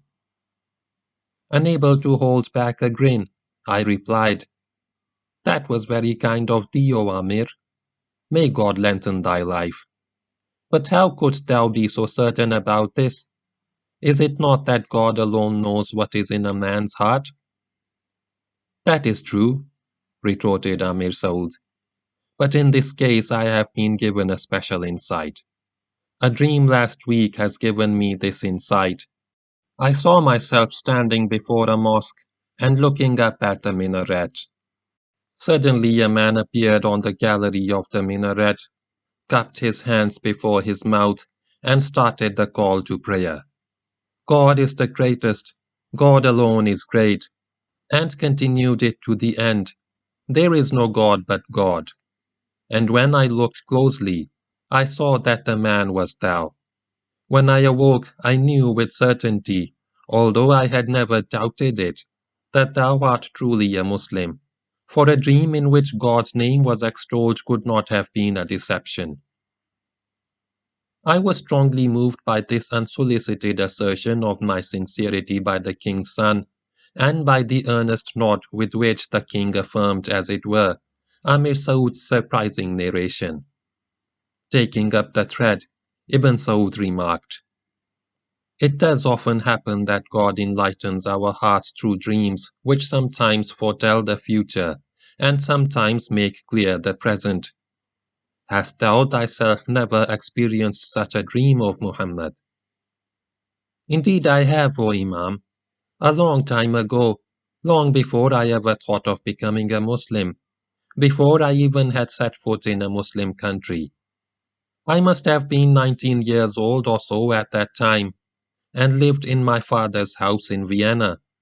I was deeply interested in the science of man's inner life, which was the closest definition of psychoanalysis I could give the king, and was in the practice of keeping by my bedside paper and pencil in order to jot down my dreams at the moment of awakening. By doing so, I found I was able to remember those dreams indefinitely, even if I did not keep them constantly in my mind. In that particular dream, I found myself in Berlin, traveling in that underground railway they have there, with the train going sometimes through a tunnel below ground, and sometimes over bridges high above the streets. The compartment was filled with a great throng of people, so many that there was no room to sit down, and all stood tightly packed without being able to move. And there was only a dim light from a single electric bulb. After a while, the train came out of the tunnel.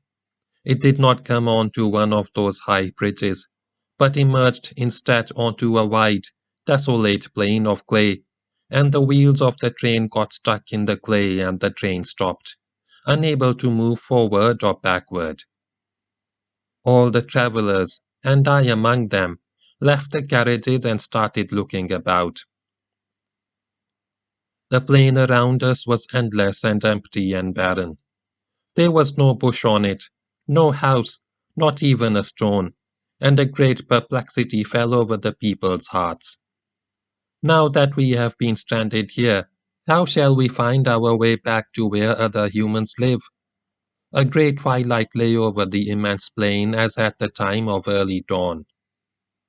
But somehow I did not quite share the perplexity of the others. I made my way out of the throng and beheld, at a distance of perhaps 10 paces, a dromedary crouched on the ground. It was fully saddled, in exactly the way I later saw camels saddled in the country, O Imam, and in the saddle sat a man dressed in a white and brown striped abaya with short sleeves. His kufiya was drawn over his face so that I could not discern his features. In my heart I knew at once that the dromedary was waiting for me, and that the motionless rider was to be my guide.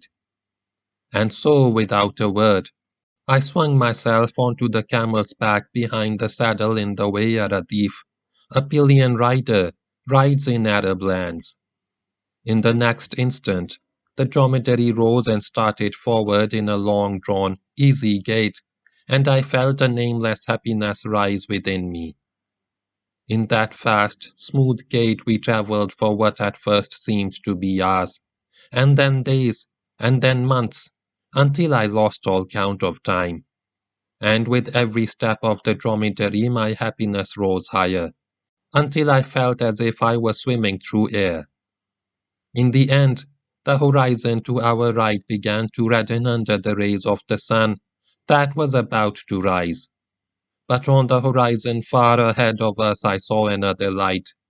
It came from behind a huge, open gateway resting on two pillars, a blinding white light, not red like the light of the rising sun to our right.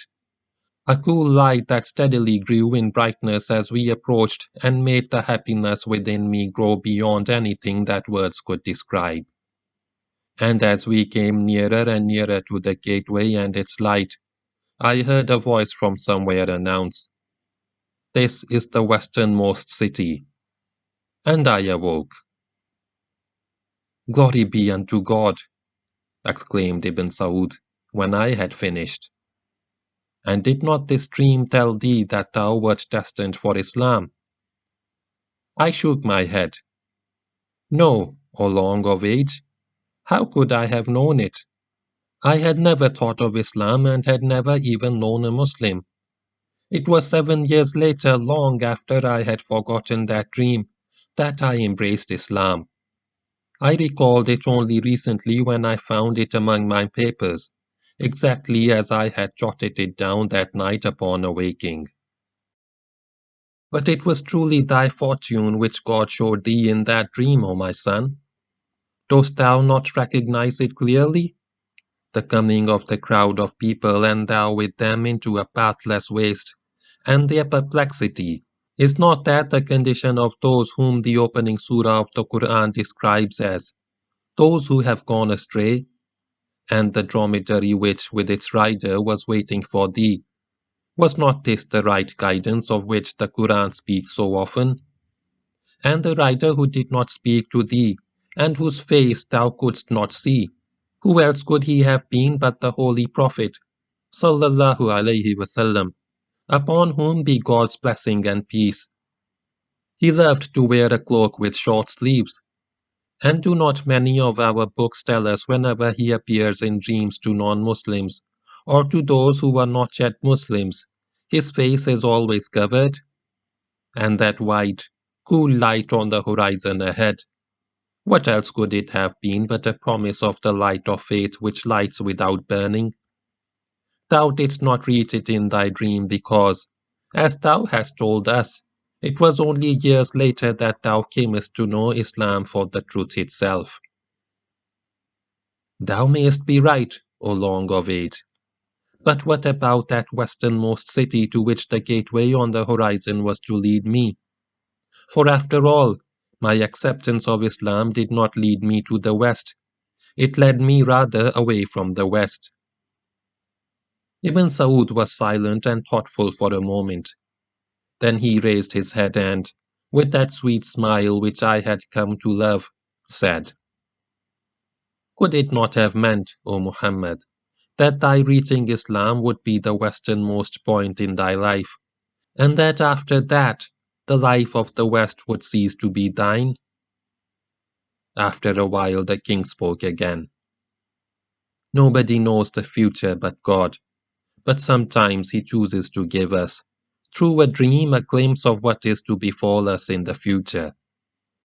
I myself had such dreams twice or thrice, and they have always come true. One of them indeed has made me what I am. I was at that time 17 years old. We were living as exiles in Kuwait, but I could not bear the thought of the Ibn Rashids ruling over my homeland. Often would I beg my father, may God bestow his mercy upon him. Fight, O my father, and drive the Ibn Rashids out. Nobody has a better claim to the throne of Riyadh than thou. But my father would brush aside my stormy demands as fantasies, and would remind me that Muhammad ibn Rashid was the most powerful ruler in the lands of the Arabs, and that he held sway over a kingdom that stretched from the Syrian desert in the north to the sands of the empty quarter in the south, and that all Bedouin tribes trembled before his iron fist. One night, however, I had a strange dream. I saw myself on horseback on a lonely steep at night, and in front of me, also on horseback, was old Muhammad ibn Rashid, the usurper of my family's kingdom. We were both unarmed, but Ibn Rashid held aloft in his hand a great shining lantern.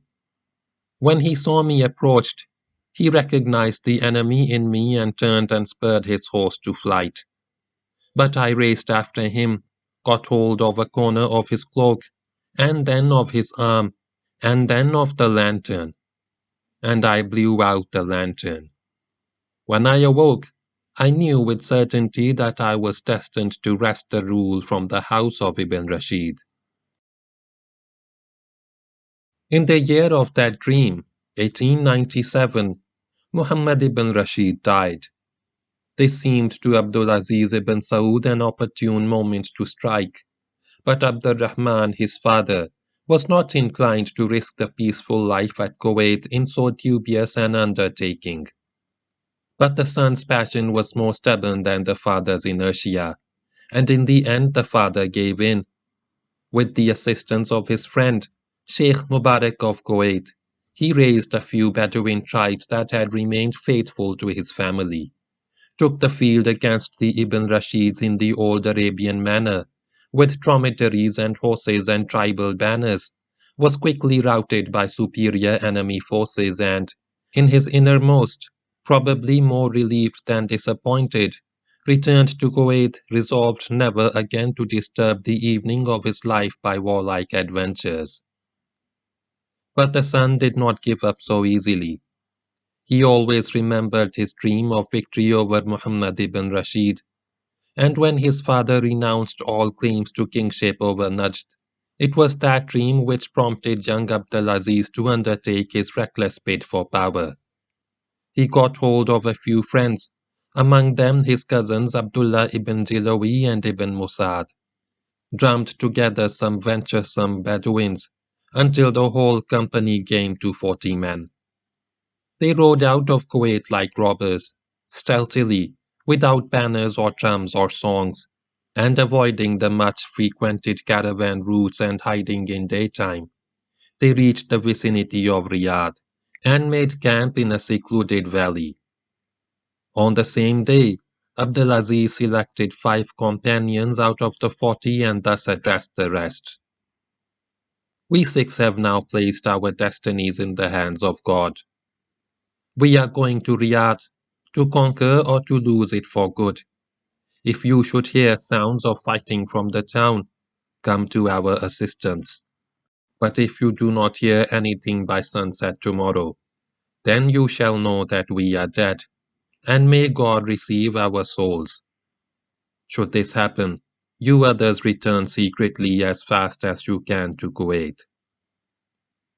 And the 6 men set out on foot. At nightfall they reached the town, and entered it through one of the breaches which years ago Muhammad ibn Rashid had made in the walls of the conquered city to humiliate its inhabitants. They went, their weapons hidden under their cloaks, straight to the house of the Rashidi Amir. It was locked, for the Amir, fearing the hostile populace, was accustomed to spend his nights in the citadel opposite. Abdulaziz and his companions knocked on the door. A slave opened it, only to be immediately overpowered, bound and gagged. The same happened to the other inmates of the house. At that hour only a few slaves and women. The 6 adventurers helped themselves to some dates from the Emir's larder, and passed the night reciting by turns from the Quran. In the morning the doors of the citadel were opened, and the Emir stepped out, surrounded by armed bodyguards and slaves. Crying, O God, in thy hands is Ibn Saud, Abdulaziz and his 5 companions hurled themselves with their naked swords upon the surprised enemy. Abdullah ibn Jilawi threw his javelin at the Emir, but he ducked in time and the javelin stuck with quivering shaft in the mud wall of the citadel, there to be seen to this day. The Emir retreated in panic into the gateway, while Abdullah pursued him single-handedly into the interior of the citadel. Abdulaziz and his 4 remaining companions attacked the bodyguards, who, despite their numerical superiority, were too confused to defend themselves effectively. An instant later there appeared on the flat roof the Emir, hard pressed by Abdullah ibn Jilawi, begging for mercy, which was not granted. And when he fell down on the rampart of the roof and received the fatal sword stroke, Abdulaziz cried out from below, Come, O men of Riyadh, here I am, Abdulaziz, son of Abdurrahman of the house of Ibn Saud, your rightful ruler. And the men of Riyadh, who hated their northern oppressors, came running with their arms to the aid of their prince. And on their dromedaries galloped his 35 companions through the city gates, sweeping all opposition before them like a storm wind. Within 1 hour, Abdulaziz ibn Saud was uncontested ruler of the city. This was in the year 1901. He was 21 years old. His youth came to a close, and he entered upon the second phase of his life, that of mature man and ruler. Step by step, province by province, Ibn Saud wrested nudged from the house of Ibn Rashid, pushing them back to their homeland, the Jabal Shamar, and its capital Hayl. This expansion was as calculated as if it had been devised by a general staff working with maps, logistics and geopolitical notions. Although Ibn Saud had no general staff and had probably never laid eyes on a map. His conquests proceeded spirally, with Riyadh as their fixed center, and no forward step was ever taken until the previously conquered territory had been thoroughly subdued and consolidated. At first he acquired the districts to the east and north of Riyadh. Then he extended his realm over the western deserts. His northward progress was slow, for the Ibn Rashids still possessed considerable power and were in addition supported by the Turks, with whom they had formed a close alliance in the past decades. Ibn Saud was also hampered by his poverty. The southern regions of Najd could not provide him with sufficient revenue for supplying large groups of fighting men for any length of time. At one time, he once told me, I was so poor that I had to pawn the jewel-encrusted sword which Sheikh Mubarak had given me with a Jewish moneylender at Kuwait. I could not even afford a carpet for my saddle, but the empty sacks that were placed under the sheepskin did as well. There was yet another problem which made Ibn Saud's early career a very hard one, the attitude of the Bedouin tribes. In spite of all its towns and villages, Central Arabia is primarily a land of Bedouins. It was their support or antagonism that decided the issues in the warfare between Ibn Saud and Ibn Rashid at almost every stage. They were fickle and changeable, and usually joined whichever party seemed to be in the ascendant at the moment, or offered the hope of greater spoils. A past master of such double dealing was Faisal ad-Dawish, supreme chieftain of the powerful Mutar tribe, whose allegiance could always tip the scales in favor of one or the other of the two rival dynasties. He would come to Hail to be loaded with gifts by Ibn Rashid. He would abandon Ibn Rashid and come to Riyadh to swear fealty to Ibn Saud, only to betray him a month later. He was faithless to all, brave and shrewd and obsessed by tremendous greed for power. And many were the sleepless nights which he caused Ibn Saud. Beset by such difficulties, Ibn Saud conceived a plan, at first probably intended to be no more than a political maneuver, but destined to develop into a grand idea capable of altering the face of the entire peninsula, the plan of settling the nomad tribes. It was obvious that once having settled down, the Bedouins would have to give up their double game between the warring parties. Living as nomads, it was easy for them to fold their tents at a moment's notice, and to move with their herds hither and thither, from one side to the other, but a settled mode of life would make this impossible, for a shifting of their allegiance to the enemy would bring with it the danger of losing their houses and plantations, and nothing is as dear to a Bedouin as his possessions. Ibn Saud made the settlement of Bedouins the most important point in his program. In this, he was greatly assisted by the teachings of Islam, which always stressed the superiority of the settled over the nomadic way of life. The king sent out religious teachers who instructed the tribesmen in the faith and preached the new idea with unexpected success. The organization of the Ikhwan, which means brethren, as the settled Bedouins began to call themselves, took shape. The very first Ikhwan settlement was that of Alwa Mutar, the clan of At-Tawish. Their settlement, Artawiya, grew within a few years into a town of nearly 30,000 inhabitants. Many other tribes followed suit. The religious enthusiasm of the Ikhwan and their warlike potential became a powerful instrument in the hands of Ibn Saud. From then onward his wars assumed a new aspect. Borne by the religious fervor of the Ikhwan, they outgrew their erstwhile character of a dynastic struggle for power and became wars of faith. To the Ikhwan, at least this rebirth of faith had more than a personal connotation.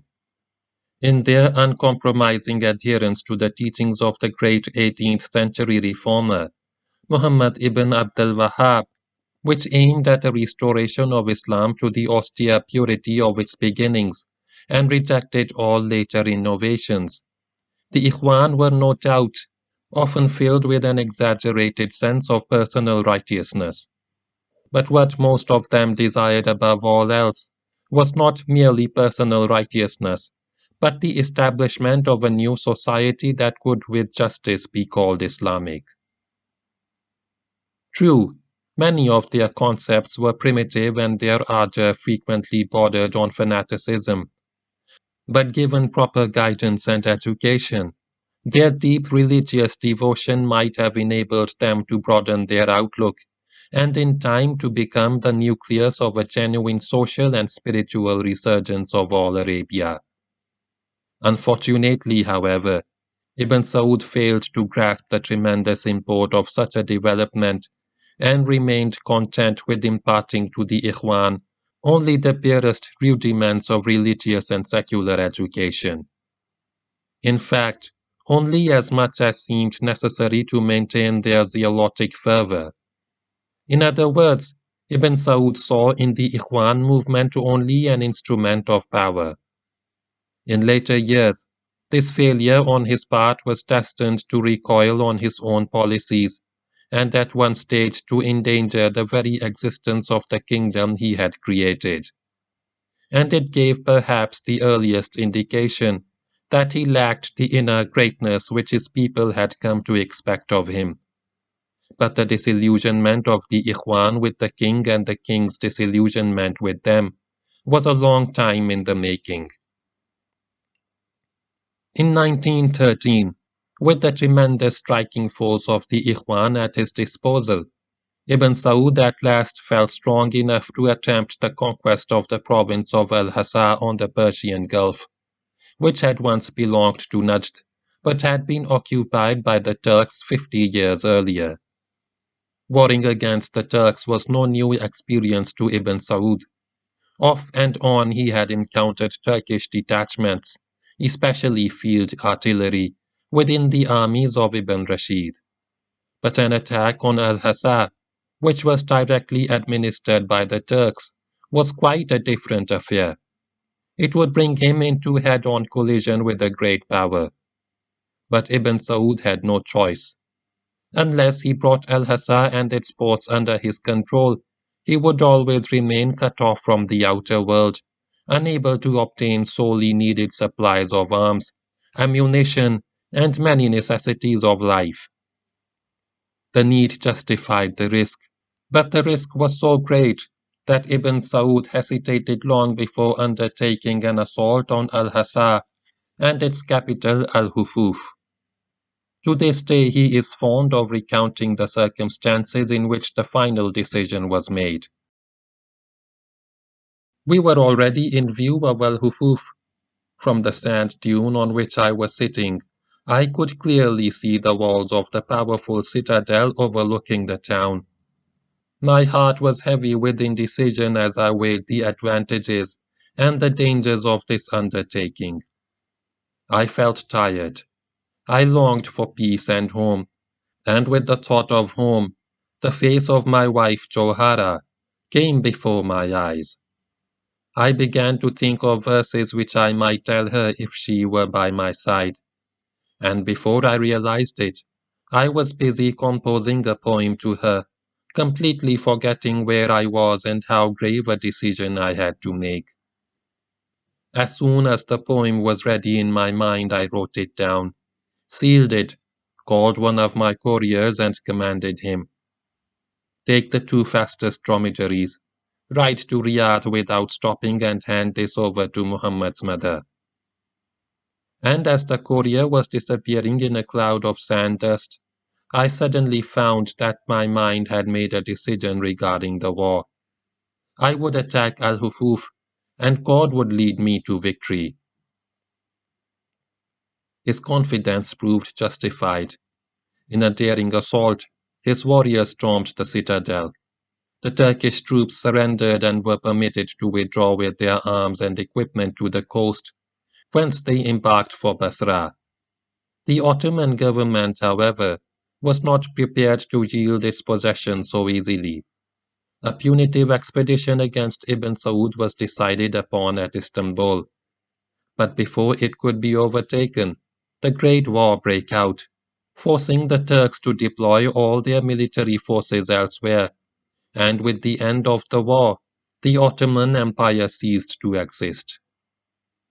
Deprived of Turkish support and hemmed into the north by territories which were now administered by Britain and France, Ibn Rashid could no longer put up effective resistance.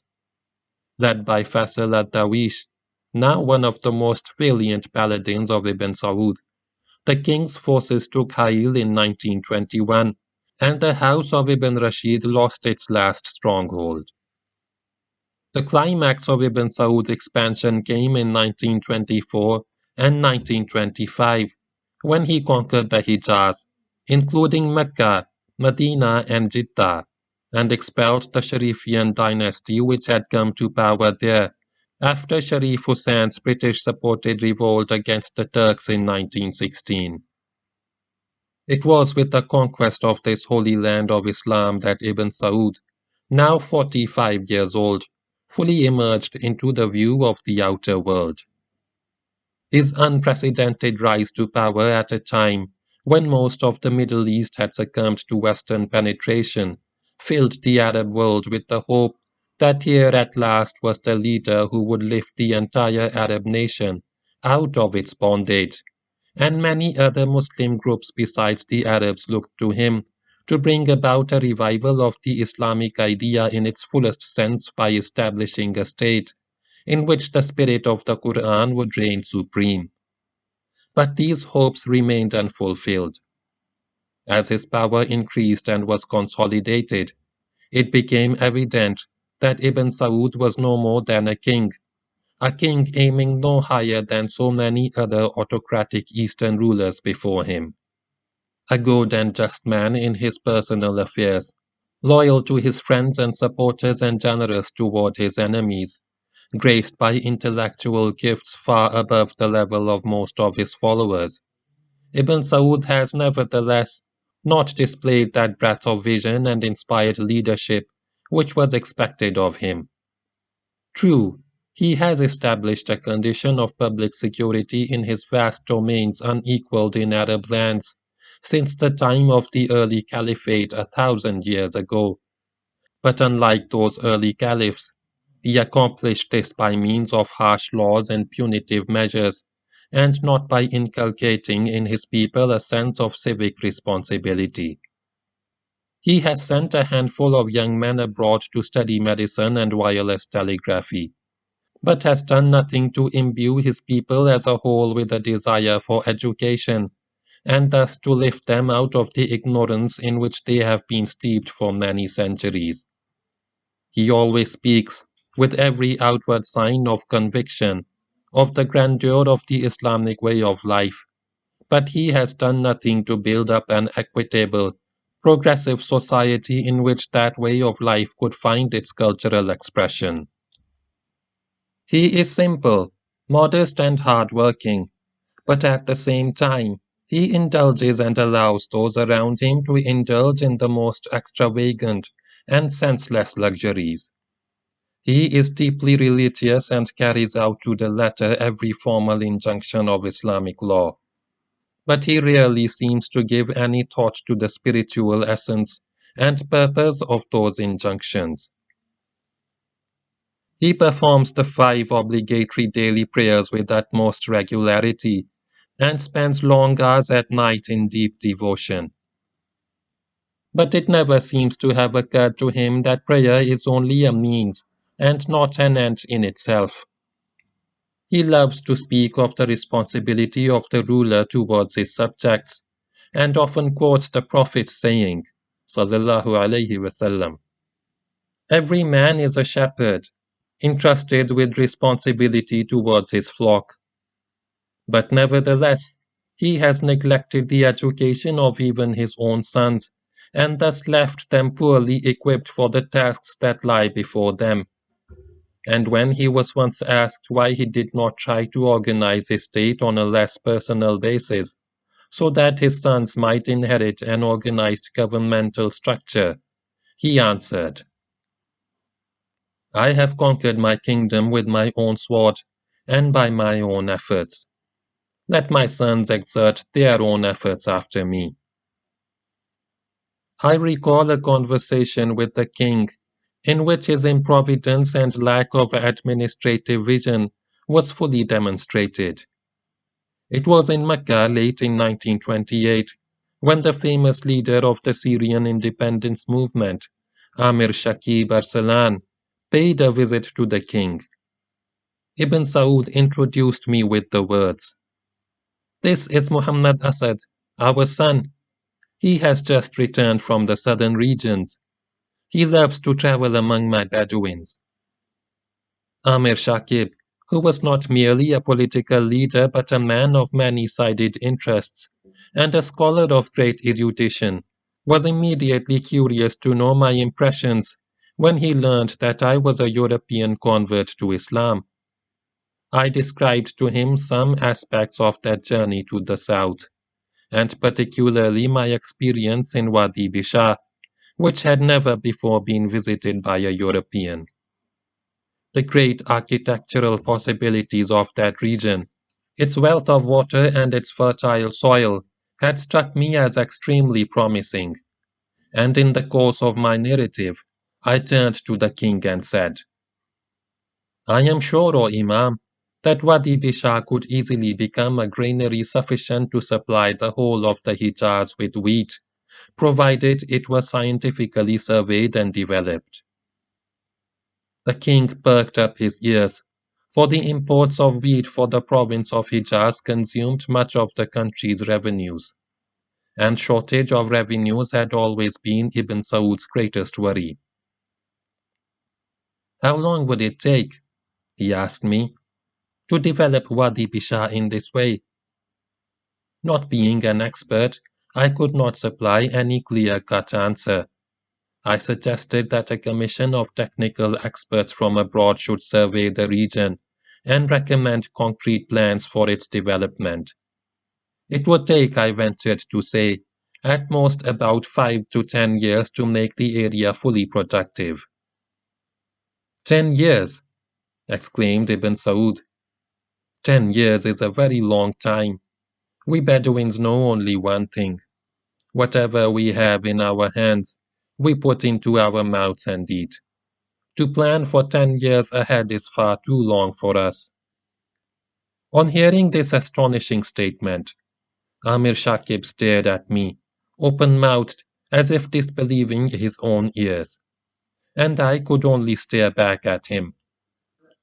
It was then that I began to ask myself, is Ibn Saud a great man whom comfort and kingship have lured away from the path of greatness, or merely a man of great valor and shrewdness who never aspired to more than personal power? To this day, I cannot satisfactorily answer this question, for although I have known him for years, and known him well, a part of Ibn Saud's nature has remained inexplicable to me. Not that he is secretive in any way. He speaks freely about himself and often relates his experiences. But his character has too many facets to be easily grasped, and his outward appearance of simplicity conceals a heart as uneasy as the sea, and as rich in moods and inner contradictions. His personal authority is tremendous, but it does not rest so much on actual power as on the suggestive strength of his character. He is utterly unassuming in words and demeanor. His truly democratic spirit enables him to converse with the Bedouins, who come to him in dirty, tattered garments, as if he were one of them, and to allow them to call him by his first name, Abdelaziz. On the other hand, he can be haughty and contemptuous toward highly placed officials, whenever he discerns servility in them. He despises all snobbery. I remember an incident in Mecca when, during a dinner at the royal palace, the head of one of Mecca's noblest families wrinkled his nose at the Bedouin crudity of some of the Najdi's present who were gustily eating their rice in large fistfuls. In order to demonstrate his own refinement, the Meccan aristocrat daintily manipulated his food with his fingertips, when suddenly the voice of the king boomed out. "You find people toy with your food so gingerly. Is it because you are accustomed to dig with your fingers in dirt? We people of Najd are not afraid of our hands. They are clean, and therefore we eat heartily and by the handful. Sometimes, when he is entirely relaxed, a gentle smile plays about Ibn Saud's mouth and gives an almost spiritual quality to the beauty of his face. I am sure that were music not regarded as reprehensible by the strict Wahhabi code, which Ibn Saud follows, he would undoubtedly have expressed himself in it. But as it is, he shows his musical bent only in his little poems, his colorful descriptions of experiences, and his songs of war and love, which have spread through the whole of Najd, and are sung by men as they ride on their dromedaries across the desert, and women in the seclusion of their chambers. And it reveals itself in the way of his daily life follows a regular, elastic rhythm suited to the demands of his royal office. Like Julius Caesar, he possesses to a high degree the capacity to pursue several trains of thought at one and the same time, without in the least curtailing the intensity with which he attacks each individual problem. And it is this remarkable gift which permits him to direct personally all the affairs of his vast kingdom, without falling into confusion or breaking down from overwork, and still find time and inclination to cultivate so lavishly the society of women. The acuteness of his perceptions is often uncanny. He has an almost unfailing, instinctive insight into the motives of the people with whom he has to deal. Not infrequently, as I myself have had opportunity to witness, he is able to read men's thoughts before they are spoken, and seems to sense a man's attitude toward him at the very moment of that man's entering the room. It is this ability which has made it possible for Ibn Saud to thwart several exceedingly well prepared attempts on his life, and to make many a lucky on the spot decision in political matters. In short, Ibn Saud seems to possess many of the qualities which could make a man great, but he has never made a real attempt to achieve greatness. Not being introspective by temperament, he has a tremendous talent for rationalization, for persuading himself of his own righteousness in the face of the most glaring lapses, and easily evades all self-examination. Those who surround him, his courtiers and the innumerable hangers-on who live off his bounty, certainly do nothing to counteract this unfortunate tendency. Belying the tremendous promise of his younger years, when he appeared to be a dreamer of stirring dreams, he has broken, perhaps without realizing it himself, the spirit of a high-strung nation that had been wont to look up to him as to a God-sent leader. They had expected too much of him to bear the disappointment of their expectations with equanimity, and some of the best among the people of Najd now speak in bitter terms of what they consider a betrayal of their trust. I shall never forget the look of misery and hopelessness in the face of a Najdi friend, a man who had once been a most ardent believer in Ibn Saud's leadership, and had followed him through thick and thin in the most difficult years of his royal career.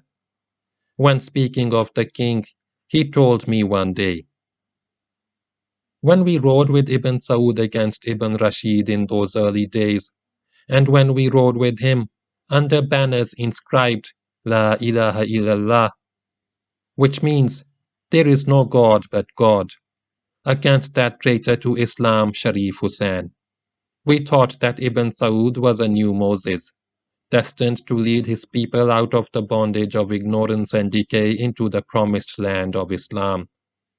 But when he settled down to his newly won comforts and luxuries, forgetting his people and their future, we found to our horror that he was Pharaoh." My friend was, of course, far too harsh and even unjust in his condemnation of Ibn Saud, for he is no Pharaoh, no oppressor.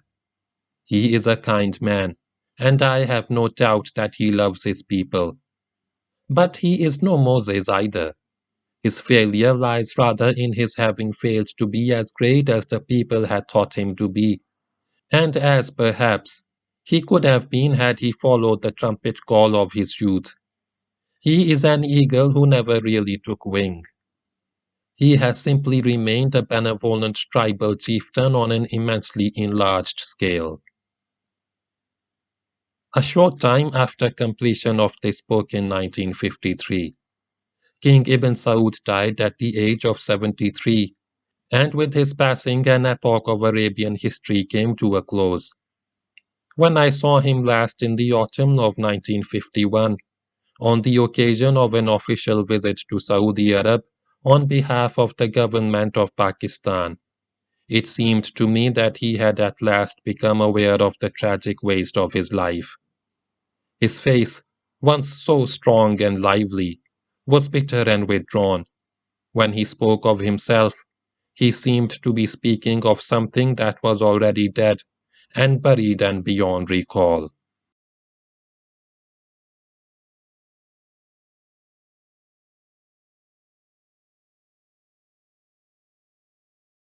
Section 3. On the morning of my departure from Hail, I am awakened by a loud music which flows in through the open window of my castle chamber, a singing, chirping, and strumming, like 100 violins and wind instruments being tuned before the opening of a grand opera performance. That disjointed polyphony of short, discordant strokes which, because they are so many and so subdued, seem to churn up a mysterious, almost ghostly unity of tone. But this must indeed be a huge orchestra, so mighty are the waves of sound it sends forth. As I step to the window and look out into the dawning grey of the morning, over and beyond the empty marketplace, beyond the mud-grey houses of the town, toward the foothills where the tamarisks and the palm orchards grow, I recognize it. It is the music of the draw-wells in the orchards which are just beginning their day's work, hundreds of them. In large leather bags the water is being drawn up by camels. The draw ropes run over crudely fashioned wooden pulleys, and each pulley rubs against its wooden axle and sings, pipes, creaks, and soughs in a multitude of high and low tones, until the rope is fully unrolled and the pulley comes to a standstill. Whereupon it gives out a violent sound like a shout, and the shout gradually fades away in sighing chords, now powerfully accompanied by the rush of water into wooden troughs. And then the camel turns round and goes slowly back to the well, and again the pulley makes music while the ropes roll over it, and the water skin sinks down into the well. Because there are so many wells, the singing does not stop for a single moment. The tones now meet in accords, now separate. Some of them begin with new jubilation, while others die away. Whole cascades of ungraspable rhythms flow together and away from each other, roaring, creaking, piping, singing. What a magnificent orchestra! It is not coordinated by human design, and therefore it almost reaches the greatness of nature, whose will is impenetrable. End of chapter 6.